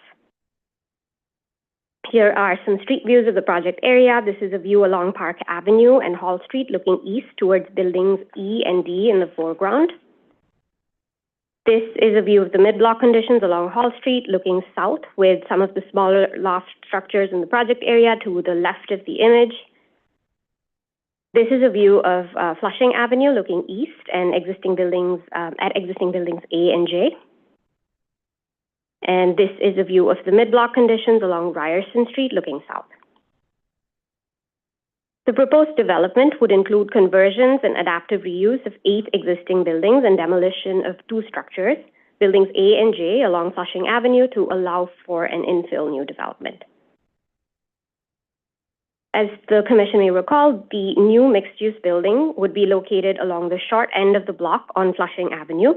It would contain approximately 393,000 square feet of floor area, of which approximately 381,000 square feet would be residential uses and 12,000 square feet would be retail uses. It would provide 464 new dwelling units, including approximately 116 to 139 permanently affordable units pursuant to MIH. Building B, a 9-story structure along the Ryerson Street frontage, would be converted to residential and would contain approximately 154,000 square feet of floor area with 147 units, 37 to 44 of which would be MIH units. And the first 2 floors of Building B would be occupied by the proposed accessory parking facility with a capacity of approximately 60 spaces. Existing buildings C and D, located at the corner of Ryerson Street and Park Avenue, are 2 9-story buildings which would be converted to accommodate a 156,000 square foot self-storage facility. The existing 1-story building E would be renovated to provide 2,900 square feet of retail space to activate the corner of Park Avenue and Hall Street. Buildings F, G, H, and I, 4 buildings at the mid-block of the development site with frontage on Hall Street, totaling approximately 108,000 square feet, would be renovated to provide retail on the ground floor and office and maker studio spaces on upper levels. Here is a rendered elevation of the proposed development along the Hall Street frontage. And this is a pedestrian perspective of the proposed development, also along the Hall Street frontage, illustrating the envisioned mix of adaptive reuse and new construction. The applicant is proposing to rezone the project area from an M12 zoning district to an M16A R8 and M15 districts. The M16A R8 mixed-use district would permit a maximum residential FAR of 7.2 with MIH, community facility of FAR of 6.5 for zoning lots with mixed-use buildings, and a commercial and manufacturing FAR of 8. The applicable height and setback regulations for mixed-use buildings in the proposed M16A R8 district are the height and setback regulations applicable in an M16A district, which would permit a maximum base height of 155 feet and a maximum building height of 245 feet, and up to approximately 306 feet for zoning lots greater than 20,000 square feet. The mid-block portion of the project area on the Hall Street frontage would be mapped with an M15 district. The proposed M15 district permits a maximum FAR of 5 for commercial and manufacturing uses and 6.5 for community facility uses. M15 districts allow for a structure to rise 85 feet or 6 stories before setting back within a sky exposure plane. The project area is located in the inner transit zone within the greater transit zone. No parking is required for residential uses, as well as for the proposed non-residential uses in the M16 district with an A suffix. Additionally, no parking is required in portions of the project area proposed to be mapped with M15. Requirements for loading and specified dimensions for types of berths differ according to the square footage and type of use. The applicant is seeking a text amendment to create a new special mixed-use district, MX27, in Wallabout, Brooklyn Community District 2. The applicant is also proposing to establish an MIH area with options 1 and 2.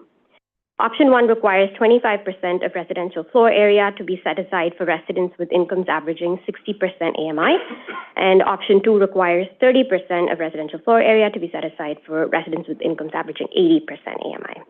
The proposed affordability would comply with MIH requirements and the applicable state tax abatement programs 485X and 467M. For new building A, which comprises a majority of the units in the development, the applicant intends to apply MIH option 1 that requires deeper affordability based on a lower weighted average of 60% AMI. This application was certified on January 21st. Brooklyn Community Board 2 held a public hearing on March 5th and voted to approve the application with conditions, 31 in favor, none against, and 1 abstention. The conditions included recommendations for increasing affordability, improving local transit, and increasing equity and local benefit. The board requested that the developer increase the number of affordable units to 35% of the total, increase the number of 2-bedroom and 3-bedroom units to at least 30% of all units, increase the number of 40% AMI units to 20% of all affordable floor area. With respect to transit improvements, the board requested the developer to pay for the installation of bus shelters with countdown clocks on Hall Street and the Park Avenue and Flushing Avenue frontages, work with DOT to provide a public forum to discuss other multimodal transit concerns that a development of this scale is likely to bring to the area, and the board asked the developer to evaluate ways to increase equity and local benefit, share their plans for hiring and training locally, encouraging commercial operators to do the same for future job opportunities, commit to equal housing quality for both market rate and affordable units, set aside a percentage of affordable units for local NYCHA residents, and demonstrate accountability for past projects in the community district. The Brooklyn Borough President held a public hearing on March 26th and submitted a letter on May 2nd to disapprove the application with conditions. The conditions were related to the retention of industrial uses and quality jobs on site and removal of the self-storage use, further improvements to streetscape and urban design, and a deeper and increased affordability, including more housing production on buildings C and D. That concludes my presentation, and I'd be happy to answer any questions. Great. Thank you very much. Very clear. And we'll pick this up on Wednesday for a public hearing. Let me see if there are questions for you today before the public hearing. Go ahead, Commissioner Osorio. Thank you, Chair. Thanks so much for the presentation. I really appreciate it and found the materials really useful.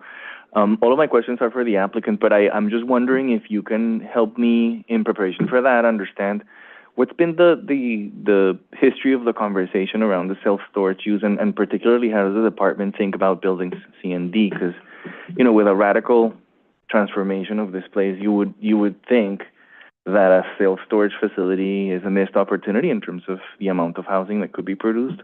But I'm wondering if you can help me understand in preparation for the conversation with the applicant, sort of like, how has this been brought up, and more or less what's the rationale for this to make sense? Absolutely. This was a topic that came up early on in the pre-certification process, and the department had posed similar questions to the applicant. The applicant had already had plans in place to move forward with a self-storage facility in the as-of-right zoning, which permits it. We can have them expand upon those plans at public hearing, but we did pose similar questions to the applicant in terms of alternative uses for that frontage along Park Avenue. Yeah, thank you. It's sort of like it's like an implicit sort of like, I mean, I don't agree with the M2R here, but I'm just wondering. It sounds like contradictory, but I'm wondering, did you quantify how many housing units could be produced there? Like, can you share a little bit more detail in terms of your analysis of that? We did not go that far, but we're happy to take a look and follow. That'll be great. Thank you. Appreciate it. Thank you, Commissioner. Okay. Thank you. Oh, wait, sorry. Commissioner Benjamin.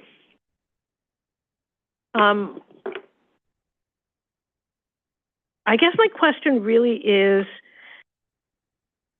whether the department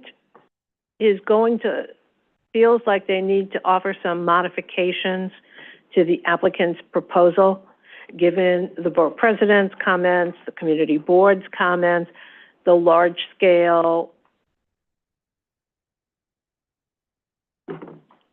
concern in the community about this whole block being converted, particularly since the owner has talked about the fact that he did this massive renovation looking for new industrial tenants and couldn't find one, not a single one after he did it, which is what forced him to take the facility for migrants, for which he was paid very well.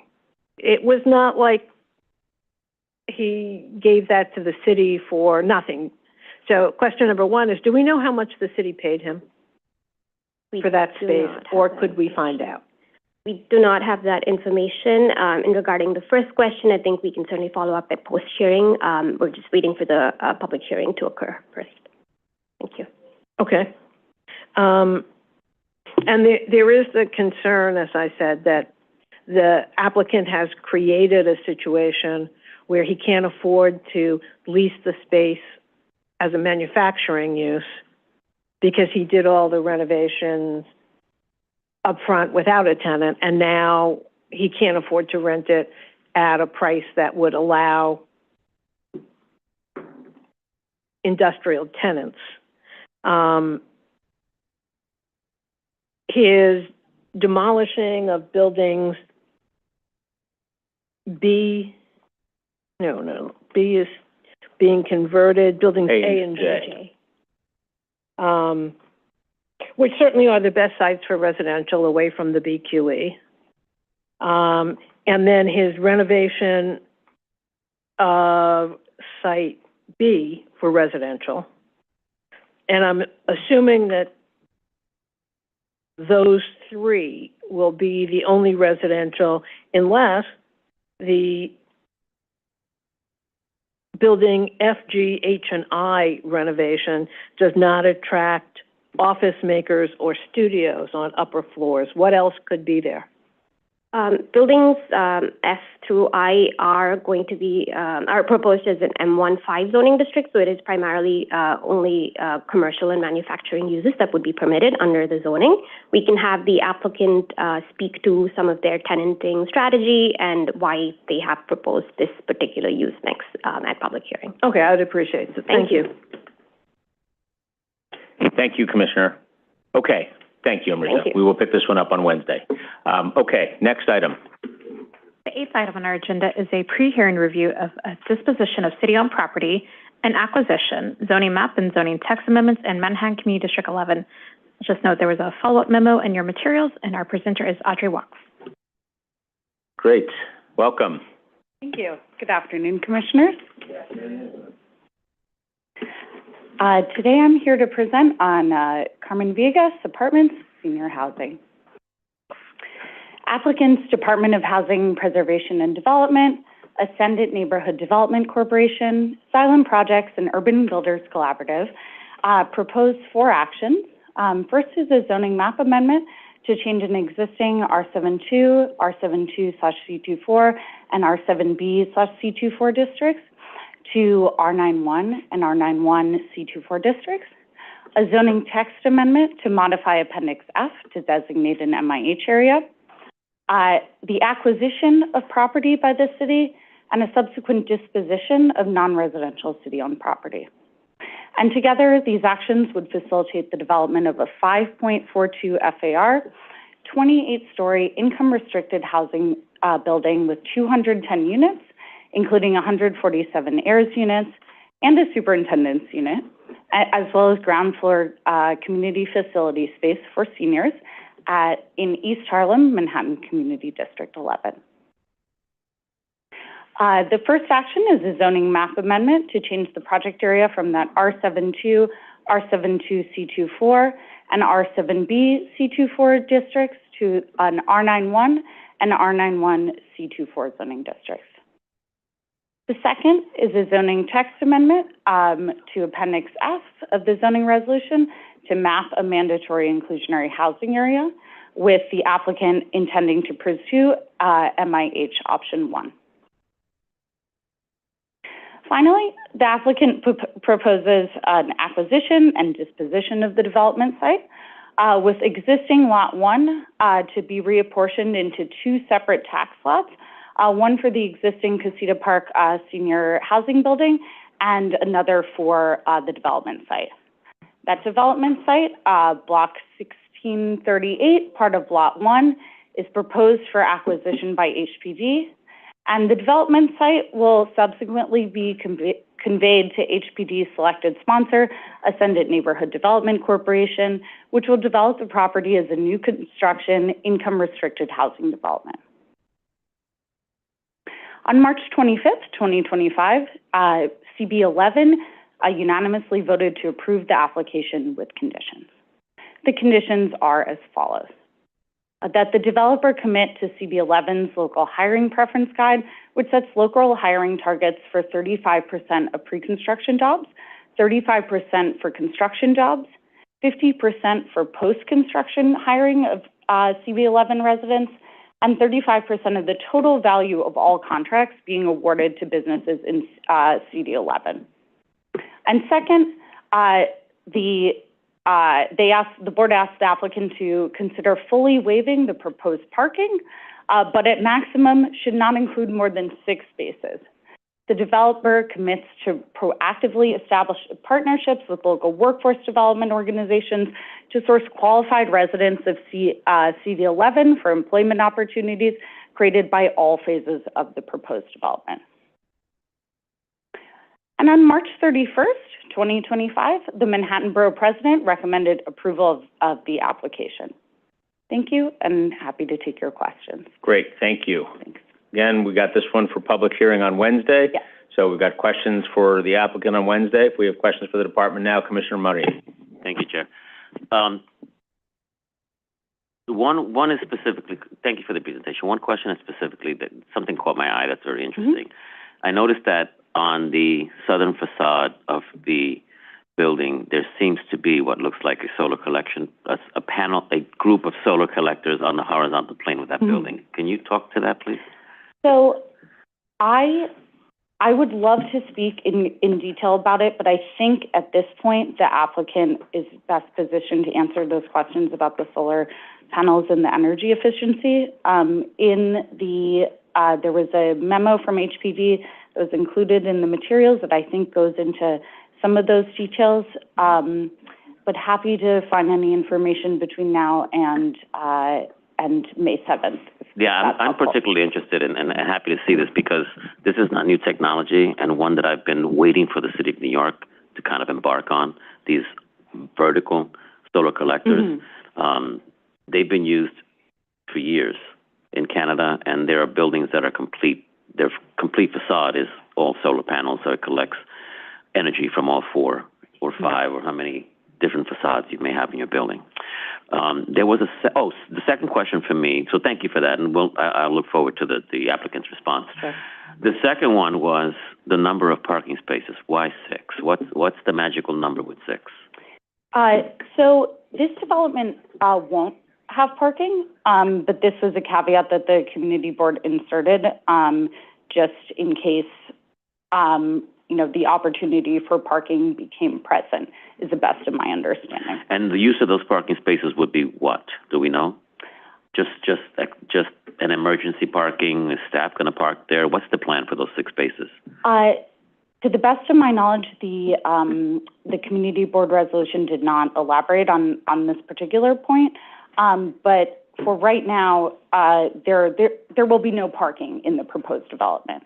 So, yeah. We'll get more from the applicant, I guess. Yeah, I'd be interested in understanding how and who and how the 6 spaces will be used. It could become a problem if, you have a building of 300 and some odd tenants and you don't have some kind of structure there. So, thank you. Sure. Thank you very much. Thank you, Commissioner. Okay. All right, we'll pick this one up on Wednesday. Thank you. Thank you. All right. Madam Secretary, what's next? The ninth item on our agenda is a pre-hearing review of a zoning map and zoning text amendments in Manhattan Community Districts 4 and 5. Our presenter is Aska Mohidin. Hello, Aska. Good afternoon. Hi.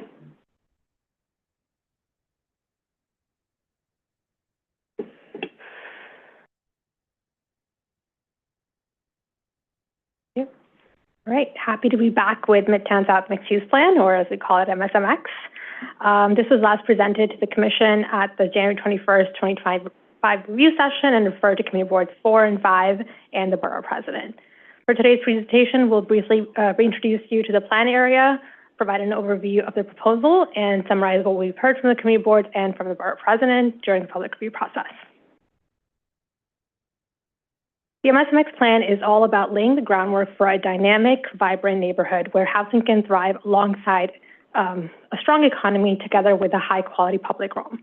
It's about making Midtown South a place where living, working, and creating come together seamlessly. We want to foster 24/7 mixed-use neighborhoods in the area by increasing housing opportunity by mapping high-density zoning districts and mandating income-restricted housing through mandatory inclusionary housing, or MIH. We also want to balance that with economic activity, and this means allowing housing while also supporting the mix of businesses that already call this area home. And finally, a third key goal is to improve the overall quality of life, enhance street life, and establish more inviting public spaces where people can gather, relax, and enjoy their neighborhood day or night. To facilitate all this, the MSMX plan is seeking a zoning map amendment and a zoning text amendment to create a new special Midtown South mixed-use district. We're excited that the proposed zoning map amendments would utilize new zoning districts created by the two most recent City of Yes proposals, zoning for economic opportunity and zoning for housing opportunity. The proposal would map these high-density mixed-use districts for the first time in the city, and we think Midtown South is the perfect place to lead the way. The text amendment would create the new special district, and which would create urban design regulations as well as incentives for transit and public home improvements. It would also map MIH district-wide and apply to all new residential developments and conversions. Taken together, these actions would result in a dynamic 24/7 mixed-use Midtown South with a projected 9,700 new homes, up to 2,900 of which would be permanently income restricted under MIH, as well as a full suite of commercial and light manufacturing uses that already call Midtown South home. Here's an overview of the MSMX plan area outlined in yellow. The plan area comprises 4 separate areas that are generally bordered by 40th Street to the north, 5th Avenue to the east, 23rd Street to the south, and 8th Avenue to the west. Each area is denoted by its ordinal direction. The northwest area is north of Penn Station and south of Times Square. The northeast area lies just south of Bryant Park. The southeast area extends south from the Empire State Building towards Madison Square Park. And finally, the southwest area is just south of MSG and Penn Station. As you can see, the plan has incredible transit access with multiple subway lines and is just steps away from Penn Station and Port Authority Bus Terminal. These areas are centrally located in Midtown South with exceptional access to jobs and amenities. The common thread that ties all 4 areas together is that they have decades-old manufacturing zoning that does not permit housing in this area, despite being surrounded by mixed-use neighborhoods that do. The plan covers about 42 blocks across 4 distinct sections of Midtown South, which are outlined on the map to the right. The southeast area is partially covered by the Madison Square North and Ladies Mile historic districts, which are visible in light purple. LPC still retains purview, including discretionary review over applications within these historic districts. And right in the center, connecting the 4 plan areas, are Harold and Greeley Squares, providing transit access and open space on the Midtown South doorstep. I'll now briefly go over the draft proposal that we believe goes a long way towards achieving the plan priorities we outlined in the beginning.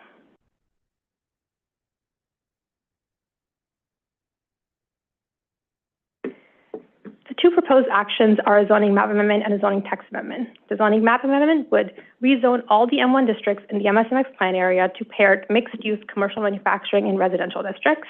And on top of that, the zoning map amendment would establish a new special Midtown South mixed-use district that would have the abbreviation and zoning of MSX. The second action, a zoning text amendment, would map MIH across the entirety of the plan area and establish bespoke special district regulations. Additionally, the special district regulations would include use flexibility that addresses the mixed-use character of the neighborhood and would include incentives for public improvements. We're proposing paired high-density mixed-use districts with MIH that would utilize the new zoning districts that were created by the City of Yes proposals. We're very excited to use these new districts to create MIH areas that would deliver permanently income-restricted housing. The new zoning districts would come in 3 pairings, M19A paired with R12, M18A paired with R12, and M18A paired with R11.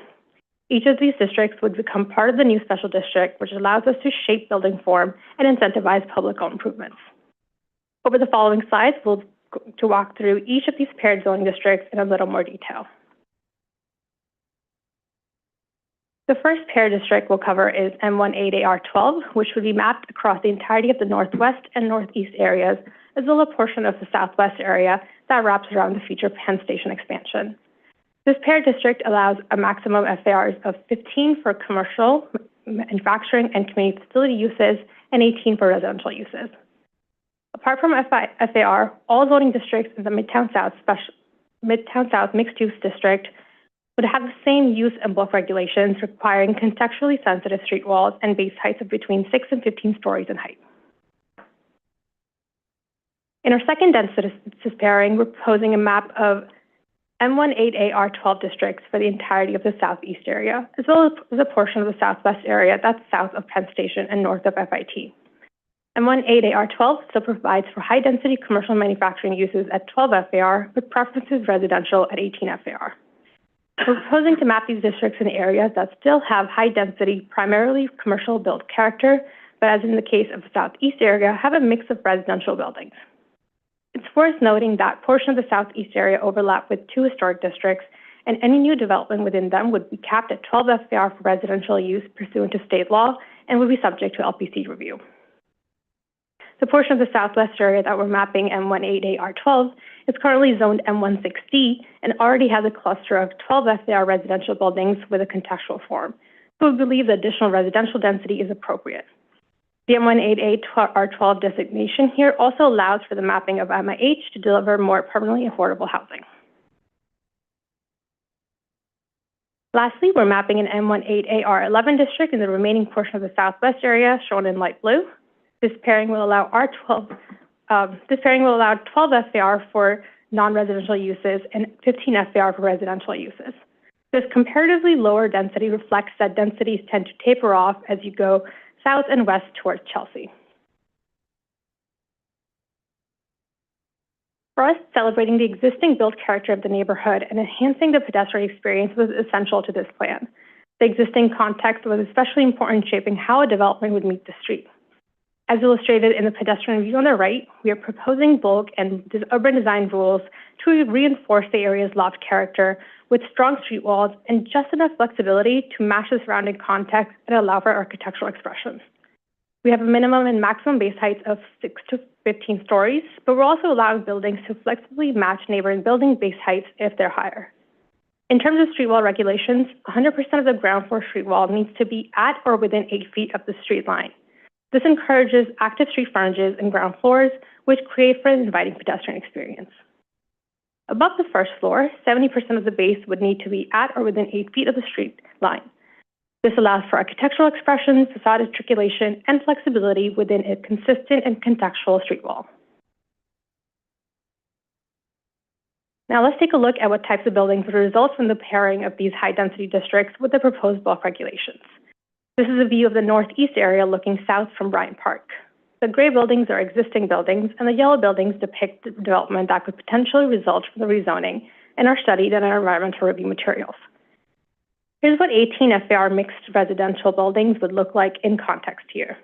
The existing landscape is varied with older loft buildings and newer towers, mainly in the form of hotel developments from the past 15 years.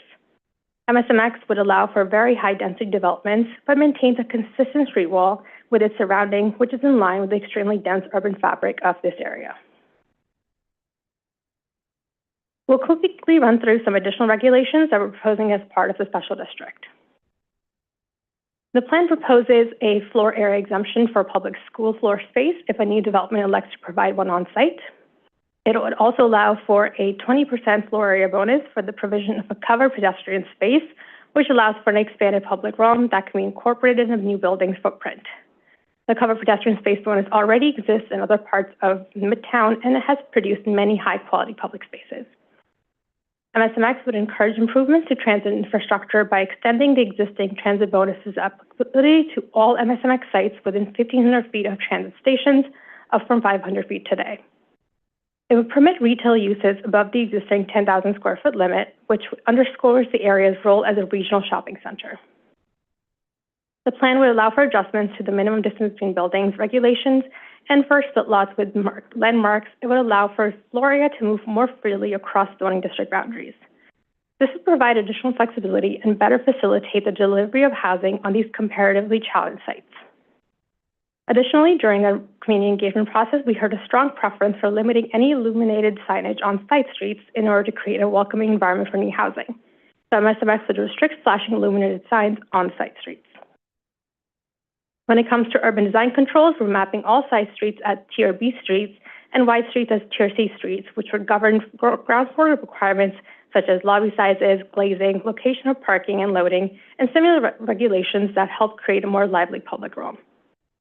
On a more technical note, we're also adjusting the boundaries of the Special Garment Center District and the Hudson Yards District and a sliver of the Midtown District to create a cohesive and coherent new Special Midtown South mixed-use district across all 4 quadrants.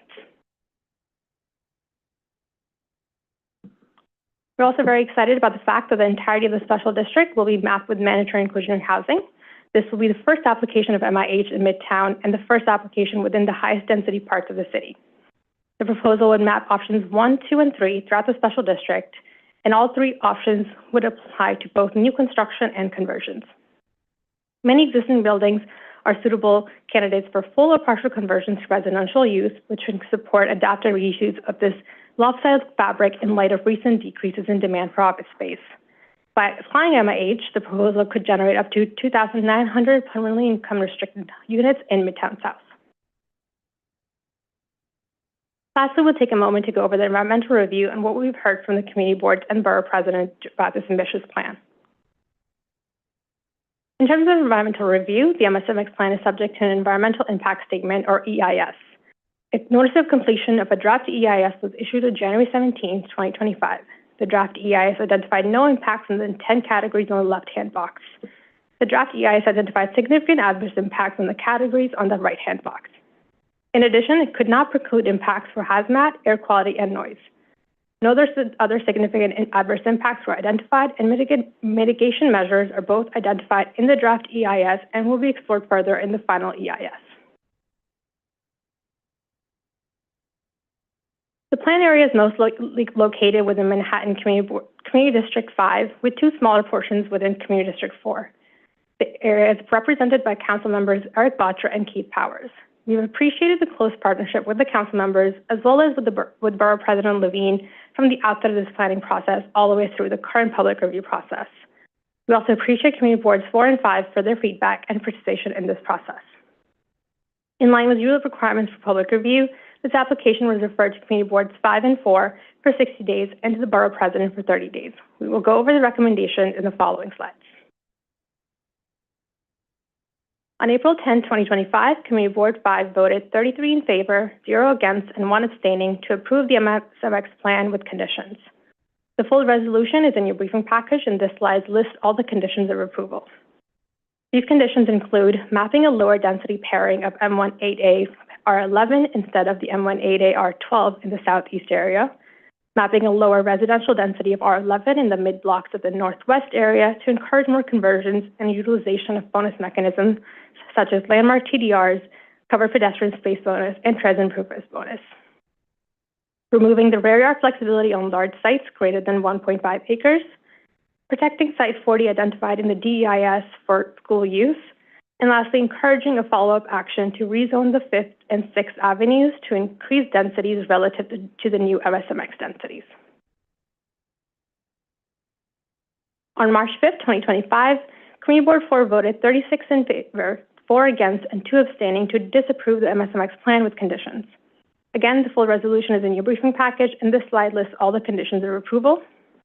These conditions include incentivizing conversions of existing buildings and preventing demolitions, eliminating bulk rules that allow recessed walls from the street line, removing the POPs and cover pedestrian space bonus, landmarking significant buildings and incentivizing conversions through use of historic tax credits, restricting lot mergers and transfer development rights, requiring a minimum of 30% of all units to be permanently income restricted, decreasing density west of 8th Avenue to 13 FAR and limiting height to 350 feet. In addition, exploring height limits in other parts of the plan area ranging from 300 to 450 feet, requiring a special permit to enable any building over 12 FAR, limiting transit bonus applicability to its current 500 feet, and restricting stacking so no residential building can go over 18 FAR. And lastly, widening sidewalks and adding more greenery through new street trees and planters. On April 25th, 2025, Borough President Levine recommended approval of the MSMX plan with the following conditions. 1, to establish a public realm fund for a new school, public space, and transit improvements, and to ensure that the relevant agencies further explore incentives that prioritize the conversion of for properties rather than demolition, prioritize the delivery of more than 25% of affordable housing units in newly created buildings, explore methods by which legacy industries can be protected, explore opportunities to invest in the revitalization of open spaces within and neighboring the rezoning area. So in summary, DCP is excited to put forward the Midtown South mixed-use plan, which will contain 2 major land use actions. First, we're proposing a zoning map amendment that would change the plan's areas M16 and M16D districts to paired high-density mixed-use districts that would support a dynamic mix of housing, commercial, manufacturing, and community facilities. These pairings would capitalize on the success of City of Yes to put forward high density where they're most appropriate, near the most well-connected regional transit hubs in the nation. Zoning map amendment would also allow us to map the new special Midtown South mixed-use district across the entire plan area. The second land use action is a zoning text amendment to create bespoke, common-sense contextual zoning rules for the new special district that ensure that development remains attuned to its surroundings while maximizing housing production. The text amendment would also allow us to designate MIH districts with options 1, 2, and 3 across the entirety of the plan area.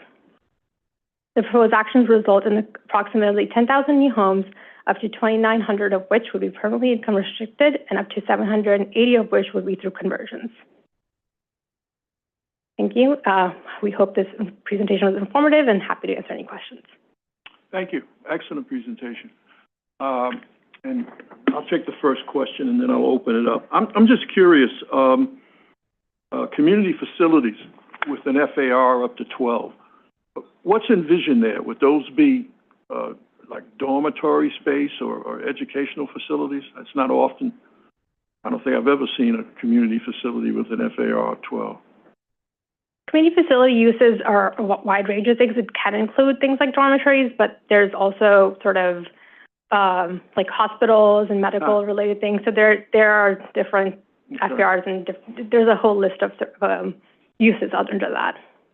But in this specific area where you don't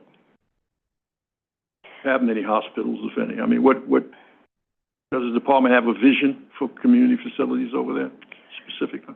I mean, we have in the sense that we're allowing for them. So it's not necessarily what we're kind of expecting certain community facilities, but rather we think that it makes sense to allow for things like libraries and museums and all those different things that if you're adding housing to an area, you also need those other uses that are, you know, necessary for those types of, for a residential neighborhood. So we're making sure that those are permitted. Thank you. Questions?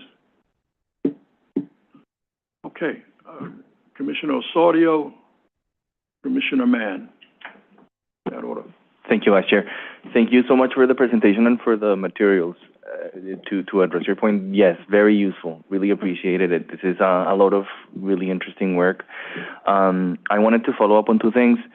I may know the answer, but I just wanted to check in terms of some of the questions that came up during the certification on the findings of the DEIS. I was just wondering if you can share with us what have been some of the mitigation strategies that have been discussed I'm specifically interested in the significant adverse impact on open space and the potential not significant adverse impact on potential displacement. We had talked about the 91 residents and the 114 businesses, particularly the garment district. I mean, I was pleased to see that one of the recommendations from the board president was specifically to address potential displacement to the industrial firms. So I'm just wondering if you can share with us a little bit about that. Well, the short answer is that until the FEIS is published, we actually don't have any particular updates on it. I mean, we are working with our sibling agencies on both non-zoning strategies around, businesses in the surrounding area, especially ones that have called the area home, and on the open space front. Again, this is what we're working with our more public realm-focused sibling agencies on, but nothing to report until we publish. Thank you. No, thank you. And I appreciate that, and I understand. But as I said during the certification, it's not just focusing on the non-zoning actions. I mean, if there's a potential for displacement here, we need to address it. The zoning has to reflect that. Just a suggestion. Encourage you to think about that. Then the other one was, so I was really interested in how the proposals came about in a recent proposal when we were discussing the potential and the contribution, quite honestly, of the covered open spaces, the proposed bonus. And so, at that point, we talked about, that was an instance where within the covered proposed open space, I know I'm not getting that right, but there was a cafe, and we were talking about whether the zoning should require a public bathroom, 1. 2, how are we really guaranteeing public access, and what's the type of schedule that is associated with that we're requiring within zoning? And I'm wondering if you can share with us whether this has been discussed, or are you planning to discuss it? Or well, with the covered pedestrian space bonus, since it is case by case and discretionary, it does allow room for conversation, for each one about whether any other facilities that the applicant wants to include them, like restrooms, about opening hours. We do have minimum standards for, how often things have to be open, the signage that demonstrates available to public.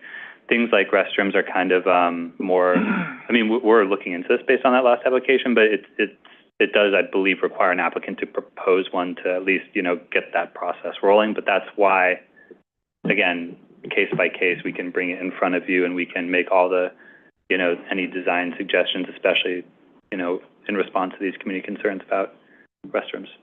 Thank you. Yeah, I really appreciate that, and I understand that, you're trying to, for the bonus, for the incentive to work, you need to frame it with the maximum flexibility possible.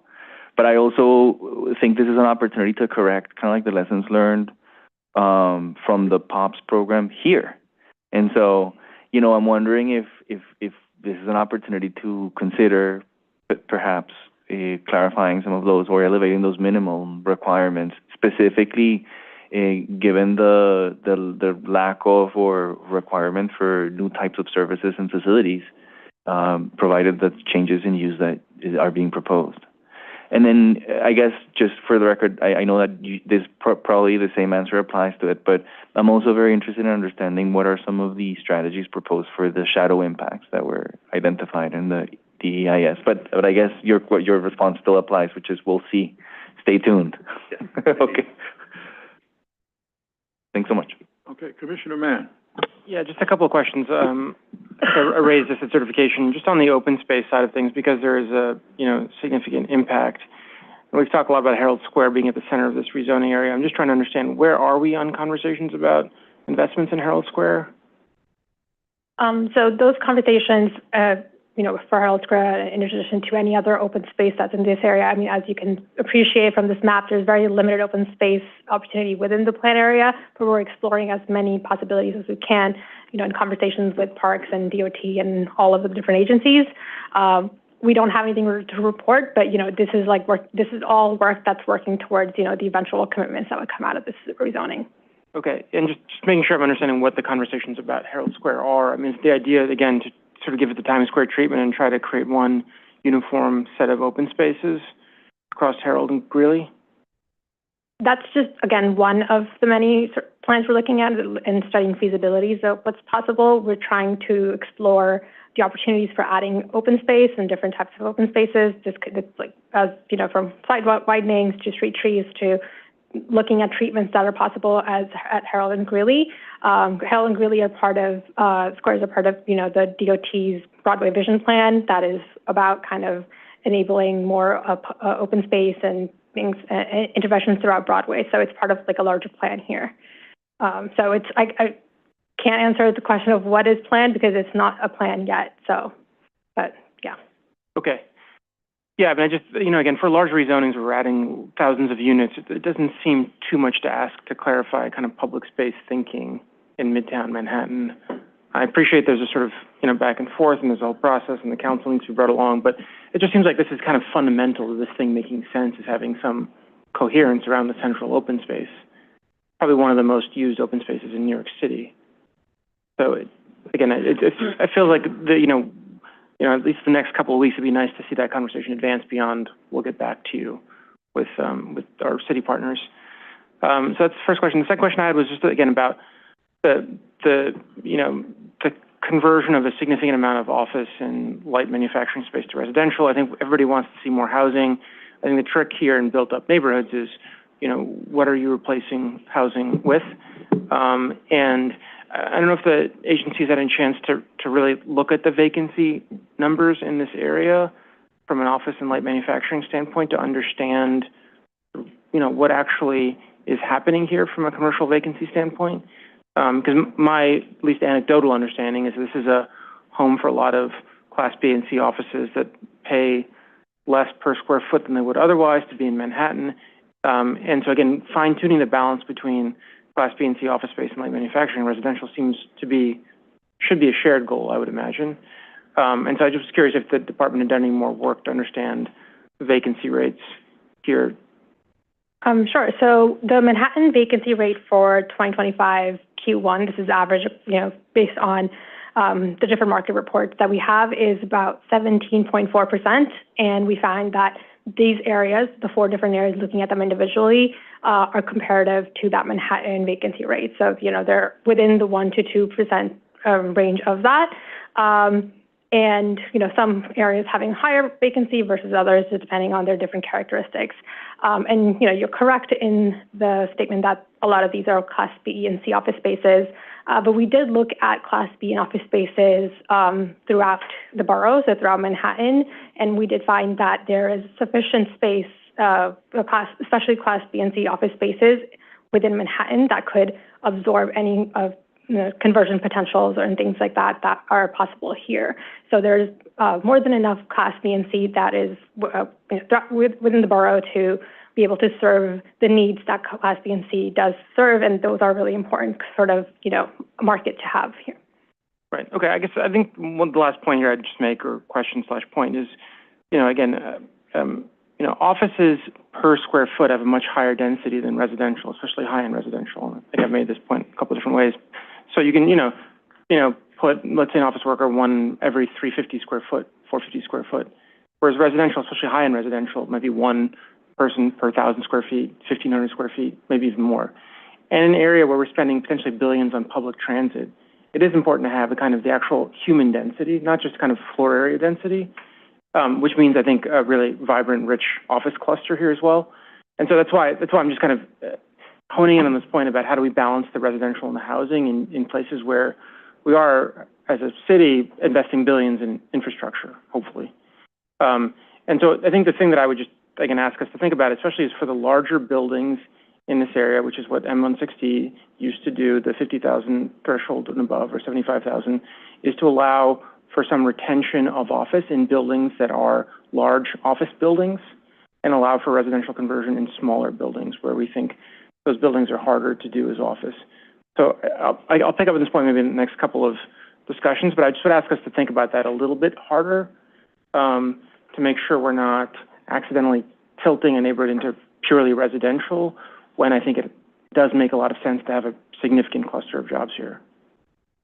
Yeah, and I mean, that's a much bigger point, right, and much more kind of philosophical question. Just to the one about human density of it, right? For the environmental analysis, we do look at the differentials in demand between, again, not just like the density of people between residential and a commercial scenario, but also like what times of day their demand, taxes the transit system or the roads. So there's a seeker standard accounting for like the differences in like the human density of it. But again, that definitely seems like a precursor to a bigger question of yours, which we'll continue addressing.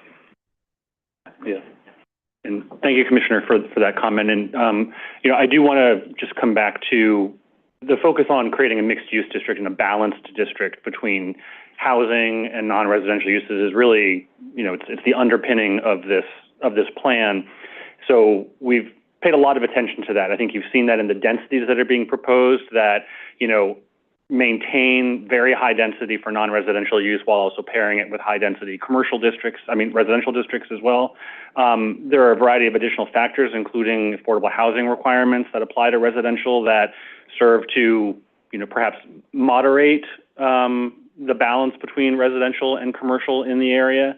And we also looked at surrounding areas that have mixed use zoning in place and what has happened over time in those areas. And we haven't seen a wholesale conversion of those existing districts like Ladies Mile, for example, from non-residential to residential districts. They remain a healthy balance. And the districts around MSMX that already allow residential, you haven't seen those areas tip entirely into residential, but you have vibrant mixed-use districts, and that's what we're trying to create here, where, right now no housing is permitted at all, but for the small little section of M16D.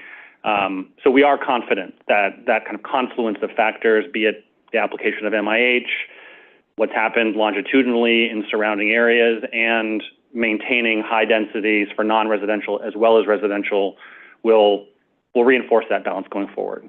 But we certainly hear a comment. Yeah, I guess I just would note that in the P2 area of the Garment District, we did restrict residential to certain sites. In the M160, we did restrict residential to certain sites.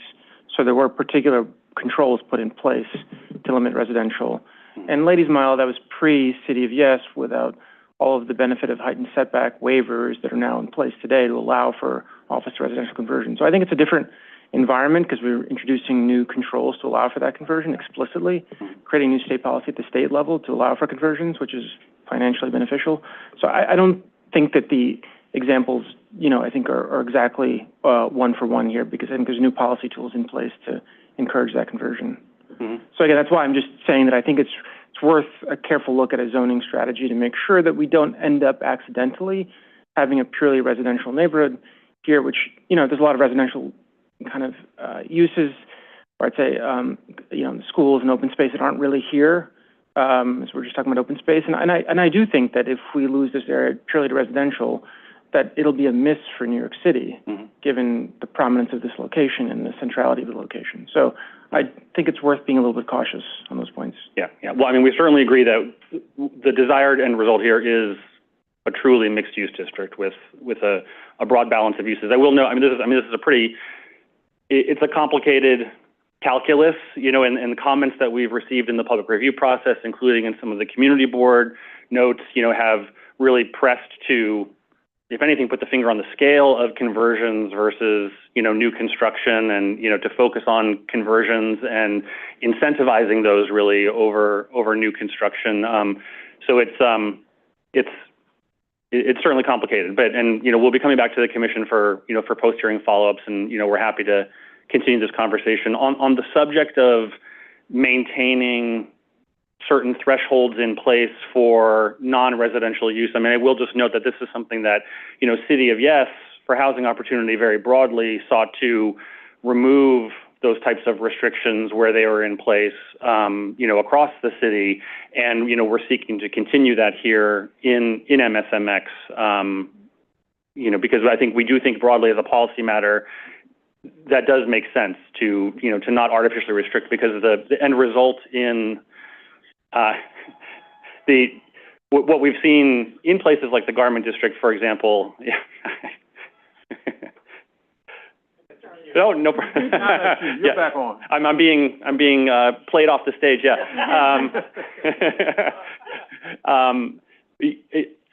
what we've seen in places like the Garment District that had these restrictions in place for many decades is you had a lot of unintended consequences also that resulted from maintaining these restrictions that prohibited the conversion of larger buildings. And, stakeholders like the Garment District Alliance have noted that, what you've had are buildings that have high vacancies as a result because they can't find tenants to fill spaces that are required to be that are not allowed to convert, for example, or you end up with property owners that end up having to put non-conforming uses into those buildings because of, these artificial zoning restrictions. So, we do think that,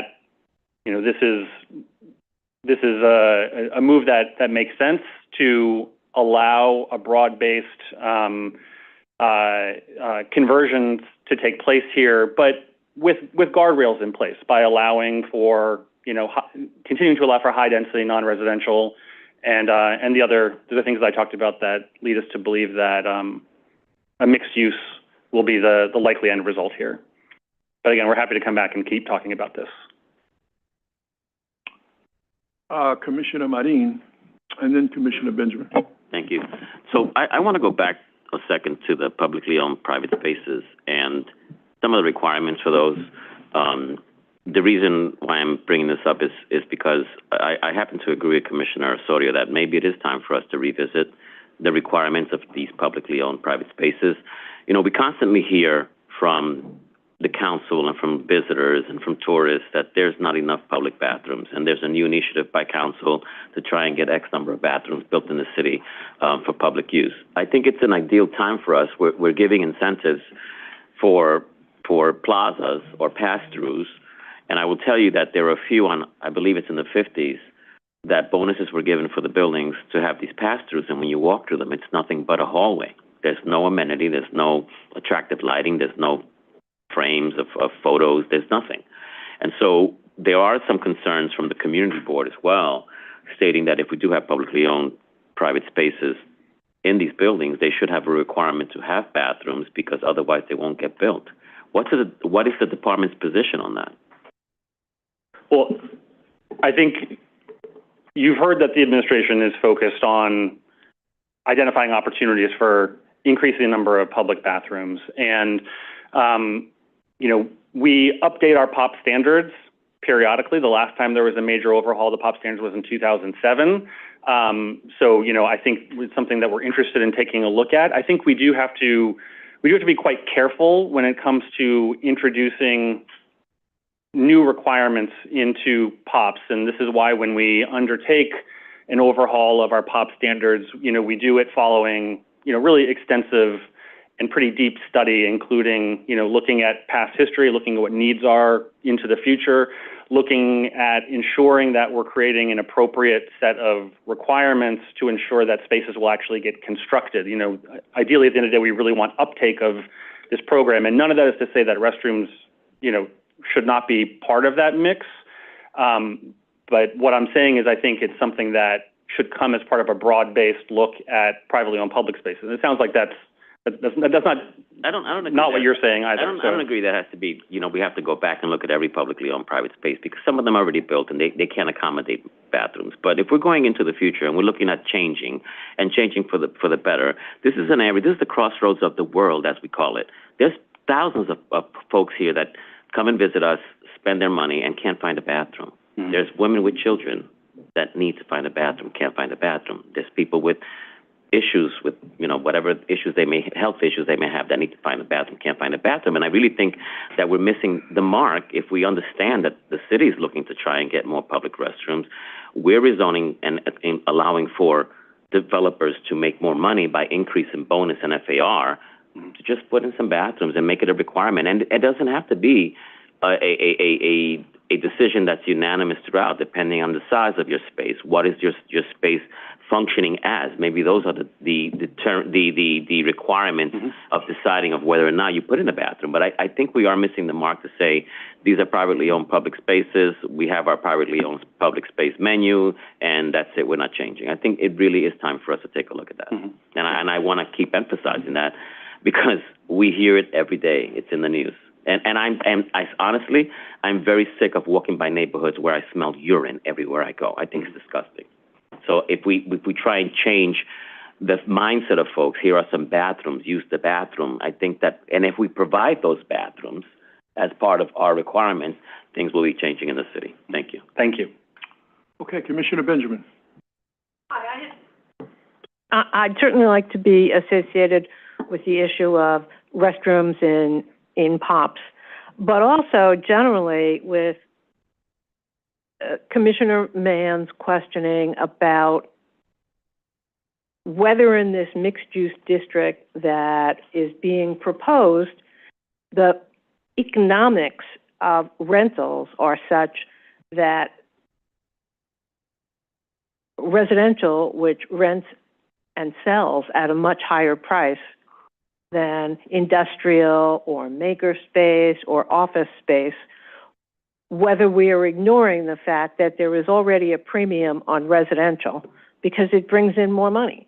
And so by having the greatest density FAR for the residential, are we gilding the lily against those other uses that we say we believe are necessary to continue or to recreate the vibrancy of the Garment District neighborhood, but we're gilding the lily and saying, but if you build residential and you can rent at $600 a square foot, whereas if you build makerspace at $40 a square foot, I mean, do we really believe that developers, number one, need the bonus in order to build residential? And do we really believe that given all of those factors, we're ever going to get makerspace or office space, except where the uniqueness of a lot or other things may not allow for a double-loaded corridor that every developer wants? You know, the area is, much of the area is really highly built out today with very high density existing buildings. Some of those lend themselves to conversions, and some of them are probably less likely as conversion candidates. The bigger floor plate buildings can't really accommodate with our present zoning residential except around the outer edges of the building, with the windows. Right. So some of the buildings seem like, you know, they might be likely candidates for residential conversion. Some of the larger existing buildings may not be likely candidates. But, you know, I just want to come back to tear downs. Again, you know, what we're hoping here is that there will be a healthy amount of residential introduced into this area. I mean, the goal here is for there to be, you know, for this to be a mixed-use area with robust housing being introduced into the area. I would come back again to the areas that surround MSMX that already enjoy mixed-use zoning. You know, this is what's unique about these four areas, that these are the only ones that have M zoning in place that does not allow housing. The surrounding areas all have commercial zoning that's already mixed use, and you have mixed use as the character in that area today. But when in the M16D, yes. What was the use that dominated over time, if one did? Following the change to zoning to allow housing in the area? Yeah. I mean, there is a substantial amount of housing that was created there, but you had parking lots that were, you know, very low-hanging fruit for new construction housing. So quite distinct from the rest of the MSMX zone, where you tend not to have a lot of surface parking lots or big wide-open sites in the same way as you did in that M16D, which is why you saw, I think, a lot of housing created over a relatively brief amount of time in that particular area. So, well, you can hear, I mean, yes, we can please, debate this, but you can certainly hear that I have a certain level of skepticism about the mixed-use districts and where they end up. And when you add to that this really large gap in favor of residential, I fear we're creating a situation where it will be a residential district. Yeah, no, thank you for the question, Commissioner. And I think, you know, talking about the economics of these decisions is quite complex and nuanced. One thing I do want to highlight is the fact that within MSMX, the MIH requirement is a significant factor in considering whether to convert or whether to demolish and construct residential housing. And so I think the calculus for, you know, maintaining commercial uses on your site or, you know, site constraints, in addition to thinking about financing for MIH and the tax incentives, I think there's a lot of complexity there that will go into property owners making that decision of, you know, whether to pursue residential versus commercial or manufacturing. Why not cap out the bonuses as opposed to allowing them to be additive? Why not say you can use 2 FAR, you can choose from the Transit Authority or from the POPs or from the arcade or from whatever you want, but why not cap it? I think that also, so one, there is a 20% cap on the bonuses, but above the base FAR that we're proposing. The other point I would make is that those require discretionary actions, so that also adds further into the calculus of you know, weighing the costs for residential. And Commissioner, just to put a finer point on that, the 20% cap on top of the residential base, that you can't stack on top. It's not like you had 20 and then 20 and 20, you know, one for POPs, one for transit. You can seek multiple of those bonuses, but you can only bonus yourself 20% above. And you can total. pick the cheapest one for yourself, of course.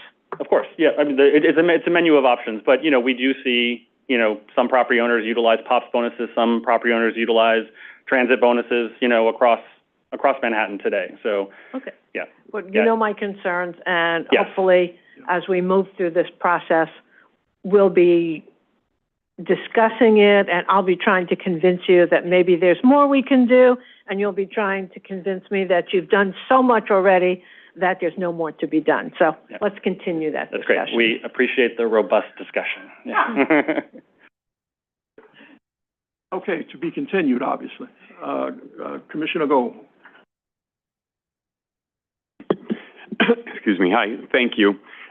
Question for you. Just in looking at this slide, when we talk about 9,700 new homes, what is that predicated on? And when I think about, you know, sort of the area in the district, I mean, let me I guess, preface it with one of the concerns you have when you study the area and the conversions that have happened to date is if you convert, take your pick, a block, a half a block, a large parcel, there are things that you can do to abide by DOB's rules on light and air.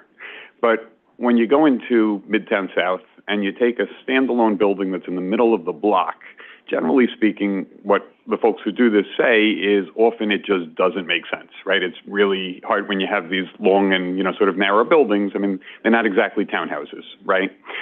So you don't have side light or whatnot. So I guess I was sort of curious about really two things. One, you know, what we think happens to get to that 9,700, and two, how we're thinking about this broadly. Do we expect that there'll be some consolidation and sort of larger parcels, or do we think this is going to be a one-by-one opportunity where perhaps commercial stays on the base level and then, you know, maybe people build up? Mm-hmm. Yeah. What leads to the 9,700 is the 9,700 includes a combination of both units that we project to come from new construction and units to come from conversions of existing buildings. The new construction has a very particular methodology that we follow for the purposes of environmental review to identify the lots that are most likely to develop. Those are the ones that we consider to be projected, and then the ones that, you know, may develop but have some constraints, and we consider those to be potential sites for development. And throughout Midtown South, you do have some sites that are significantly underbuilt today, for example. Either you have a surface parking lot or, a smaller building. And we think that those sites, are the ones that are most likely to redevelop for new construction. And then from a conversion perspective, we don't target that to individual buildings for all the complexities that we've talked about here today. But we make kind of a blanket assumption based on the amount of square footage in the neighborhood, how much we think is likely to convert. A similar methodology was followed for City of Yes, as well. So that's how we land on that 9,700 number, is, the combination of sites that are likely to be new construction and kind of overall assumptions for conversions. But your point about some buildings being less likely, or they don't have the conditions to support conversions, I mean, that's absolutely the case. Nothing that we're doing here, trumps light and air requirements for residential uses. So certainly some buildings just, may not be good candidates for residential conversions, and, others in the area, I think will be, and we certainly hope will be. Conversion, I think, is an important part of this mix here as well, and something we certainly hope to see in the area. Are there things that can be done, because I guess as I kind of think about it, and I think, slightly different conversation than we were having earlier, even if we do this because of those, limitations on, as I said, many, if not, the mid-block units, at the end of the day, you would likely, without sort of a total knockdown, and even with that, you would wind up with a mixed-use neighborhood, right? I mean, it just seems like, as I said, the developers that you speak to say that many of these locations, just mid-block, it's just not fathomable with everything that has to happen. So I guess when we think about it, is our expectation that some of those get converted, or are we looking at this, as I say, it sounds like it's a little back of the envelope, the 9,700, so maybe it's not that precise. But I guess I'm just thinking about it, are we looking at corner lots and saying these are candidates for conversion versus, the middle of the block, maybe if they level the whole block, you're okay, but if they don't level the whole block, or you have one-off owners, it becomes less and less, likely that someone's going to, take on that undertaking, I think. So just, I guess in our experience, when we think about it, to get to 9,700, is it en masse residential, and is that the back of the envelope calculation, or are we recognizing that there are going to be blocks where people aren't touching this? So the majority of the 9,700 is actually new construction, and that is actually extremely precise in how we get there. Okay. We're modeling out massings, floor plans, making sure they're code compliant. We have a pretty robust system, and it's actually the same that's used for the other neighborhood studies. These are secret standard assumptions, and they include agglomerations of buildings within reason that might merge to make a more viable floor plate. And we do take into consideration a number of factors, including site location, including how soft they are. Are they relatively low-hanging fruit? As Eric alluded to, we do have a number of surface lots and one-story buildings. Those are the sites that really make up the bulk of this 9,700. I want to say that we have roughly 780 units proposed from conversions, and that's again due to the inherent complexity of converting in this area, of the fact that the 467M tax abatement is, the earlier you get into it, the better it is. But redevelopment is a little bit easier to map out more. And this is even, again, just to be clear, it's what we call a reasonable worst-case development scenario. So it's assuming that everything that plausibly could meet these definitions would go within a 10-year time period, so it's be very conservative about impacts. Yeah, does that help? It does. It does. Cool. Perfect. Thank you. And Commissioner, just to answer your question, I mean, we don't assume that there's going to be a mass redevelopment of all the properties. And as you can see in the lower left-hand corner of this image, the sites that we've identified as projected development sites, the ones that are most likely to redevelop under the proposed zoning. And you can see it's kind of scattered across the district with, lots of buildings that we are not projecting to redevelop. Some of those might be conversions, and some of them may be the building staying and remaining as a non-residential use in the future. Perfect. Thank you. Thank you. These projections, so what, 10 years? 10 years. 10 years, yeah. Yes. Commissioner Osorio. Thank you, Vice Chair. Sorry, I just wanted to come back for a second and ask a follow-up question about the timeline, given that, you know, several of my colleagues have asked questions related to, in a way, to, let's say, open space or neighborhood character as it relates to the DEIS. But before that, you know, I wanted to comment on your response to Commissioner Mann's question, just because it sounds to me, I mean, I very much understand what your reference to the City of Yes, but I think we have to be careful and intentional about the fact that the City of Yes was a citywide text amendment where we created a lot of resources and moving parts, and really these are the opportunities that we have to really understand the impact.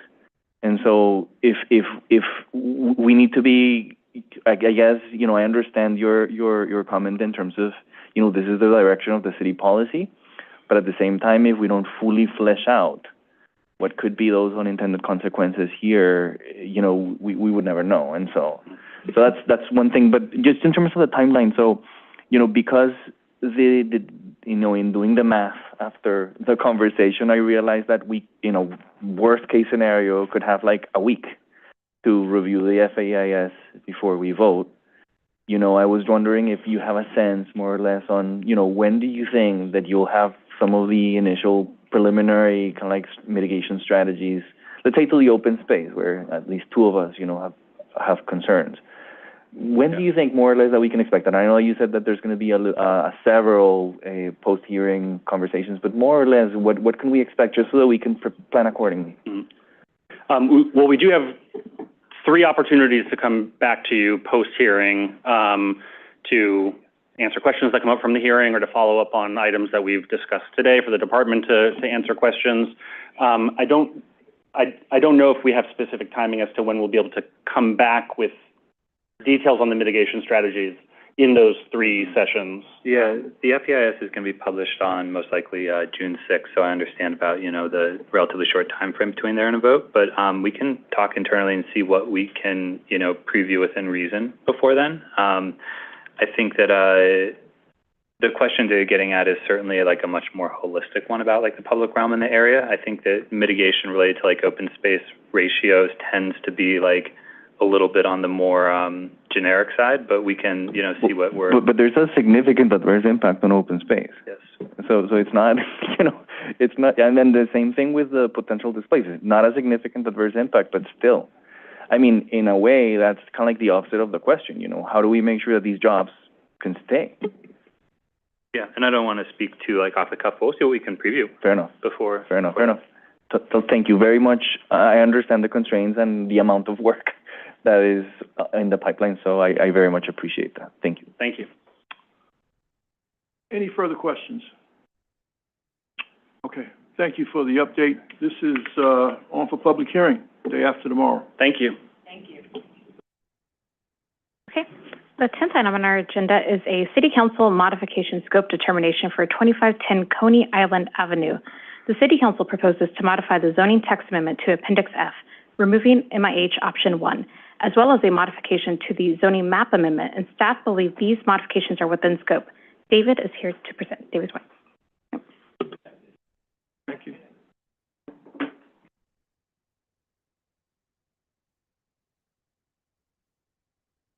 Hello? There we go. Appreciate it. All right. This is a City Council modification for 2510 Coney Island Avenue, a private application from 2510 Coney Island Avenue, LLC, for a zoning map amendment from an R4 district to an R7D C24 district.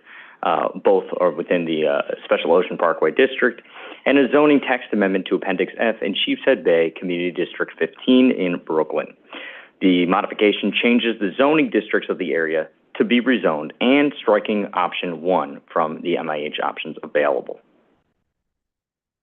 First, I'll go over the zoning change map as originally approved by the CPC. Here you can see the zoning map amendment, which proposed changing the existing R4 district covering the project area to an R7D district with a C24 commercial overlay. Here you can see the modification proposed by the City Council. What they're proposing is for an R7D C24 district to the R6D C24 district for the portion covering the former underlying C81 district, and an R6B C24 district for the portion covering the formerly underlying R4 district. So kind of in plain English here, you could see on the left side of your screen that a small portion is currently SC81, and that is being proposed to be rezoned to an R6D per the modification, and a portion of the project area is currently within the R4 district, and that is being proposed to be changed to R6B.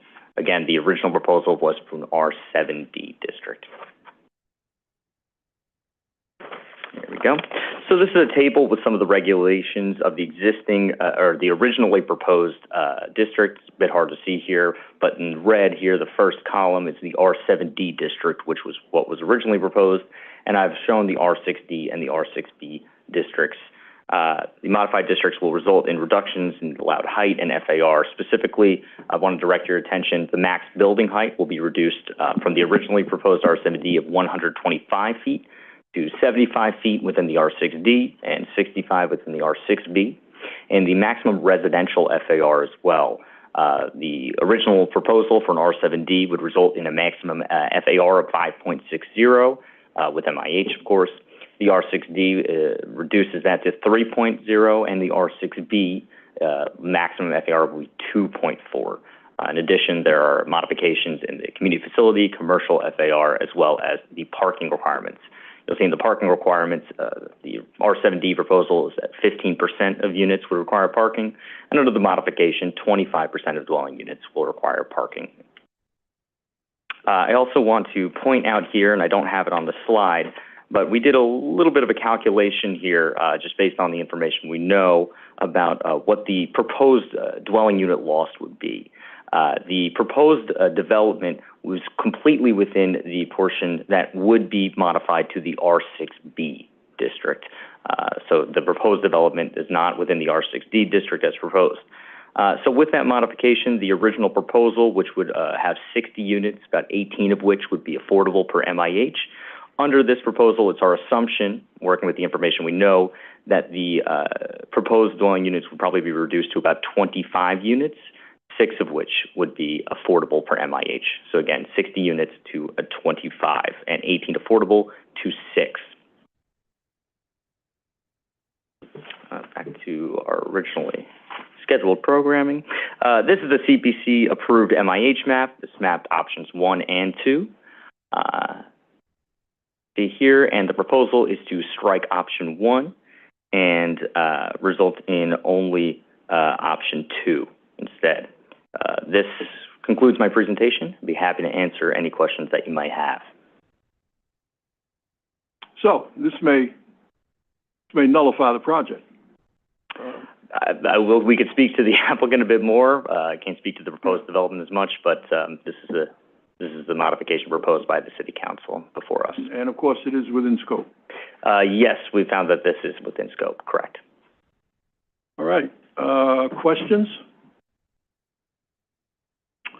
Okay,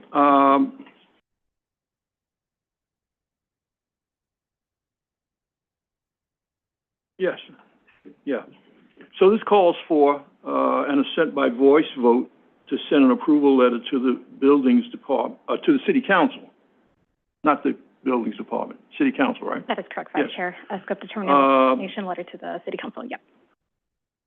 Recognizing their modification. Yes, and the scope determination, the scope determination letter is included in your packet, or it should be. It was. Mm-hmm. Yes. All righty. All those in favor, please indicate by saying yay. Yay. Any opposed? Motion carries. Thank you. Thank you. All right. We now have future votes. Yes. Future votes for consideration on Wednesday, May 7th. First, we have Henry Kaufman Campground SNAD in Staten Island Community District 2. Briefing materials were in your weekend packages. Also, staff have prepared reports on 1919 Highland Boulevard, as well as for the Coney development. Stephen is here to present on the Coney development.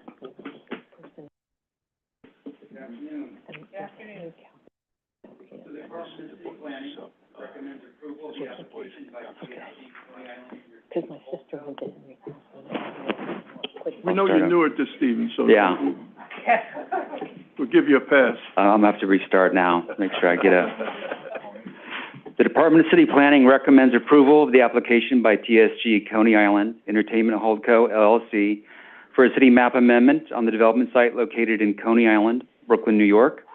This project is to eliminate a portion of Bowery Street, eliminate, discontinue, and close a volume of air over a portion of West 12th Street and Stillwell Avenue, and to change the grade of a portion of Stillwell Avenue. The land use action would allow the project to move forward in the state-defined gaming license review process and for the state to consider a gaming application by TSG Coney Island Entertainment Holdco on the development site later this year. This land use action, along with the future approvals by a community advisory committee, the State Gaming Location Board, and the State Gaming Commission, would facilitate the development of a new 1.4 million gross square foot mixed-use development, including a casino, hotel, convention center, off-street parking, and other amenities. The department believes that the demapping action, as modified, is appropriate within the context of the possible year-round economic benefits linked to the awarding of a gaming license to the applicant later this year. If the applicant is not awarded a gaming license, the city map amendment would not take effect and the project area would remain in its current condition. The department notes that while the proposed demapping of the volume of air for the two sky bridges should be optimized for design flexibility at this stage of the state-defined gaming application process, for the future review of the entire gaming development application, the department recommends that the sky bridges be reduced to the minimum dimensions necessary to facilitate only essential programmatic connections across buildings. This would ensure that the streetscape conditions beneath the bridges remain an open and inviting environment with generous clearances and maximized access to natural light. Thank you, sir. Any questions? Thank you. Okay. Lastly, for consideration on Wednesday, staff have also prepared reports on 109 Marcus Garvey Boulevard, LSGD. Okay, post-hearing follow-ups. First, we have North 7th Street rezoning, which had a public hearing at the April 23rd public meeting. Kyra is here to present a slide. Hello, good afternoon again. Hello. Almost there to the finish line of the day.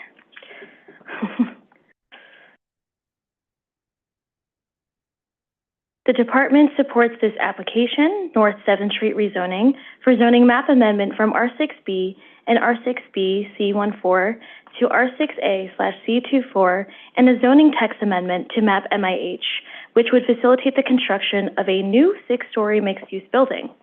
The change in zoning districts would bring some of the lots within the project area into conformance and provide potential to add new housing in a neighborhood with strong access to transit and rich in amenities. The R6A district would be an extension of an existing R6A district south of the project area and permits a higher density and height than the existing R6B district. The C24 commercial overlay would better reflect the commercial character of Berry Street and past C2-4 rezonings that brought existing retail uses into conformance. Lastly, the zoning text amendment will ensure that future developments in the project area will provide permanently income-restricted housing, along with creating 7 MIH units within the proposed development site. Thank you very much. Thank you. Questions? Thank you. Thank you. Thanks, Karen. Lastly, for post-hearing follow-ups, we have Bally's Ferry Point map amendment, which also had a public hearing at the April 23rd public meeting. There were letters and testimonies in your materials. Stephen is here for any questions. Just wanted to state that the applicant is putting together some materials from the questions and issues that came up from the public hearing, in particular around the flood elevations, and that should be ready for your packages on Friday or very soon. Thank you. Commissioner Marin. Stephen, will they also have those renderings that I know they showed the public but didn't show us? I'll ask them to make sure that they... Yeah, look down Harding Avenue where they said the trees would block the casino, where there's no casino there. They need to show that. My understanding is that at public meetings they did show something there. I don't know, I wasn't there. And the second request, I forget which was, that I made, We'll look into it, and it's on the record, yeah, and I'll make sure I think it's critical. I mean, if you showed the public, it kind of just stumped me, because having conversations with some folks in the community, they were like, well, they showed it, and we still think it's too high. So that's ironic, because they came to us, and I didn't see it. So I can't opine on something that I can't see, and I can't give feedback to the folks that have queried me unless I see something. Anything else for Stephen? Thank you. Thank you. Thanks, Stephen. Sarah, any further items for consideration? Vice Chair, there are no further items today. That concludes today's review session.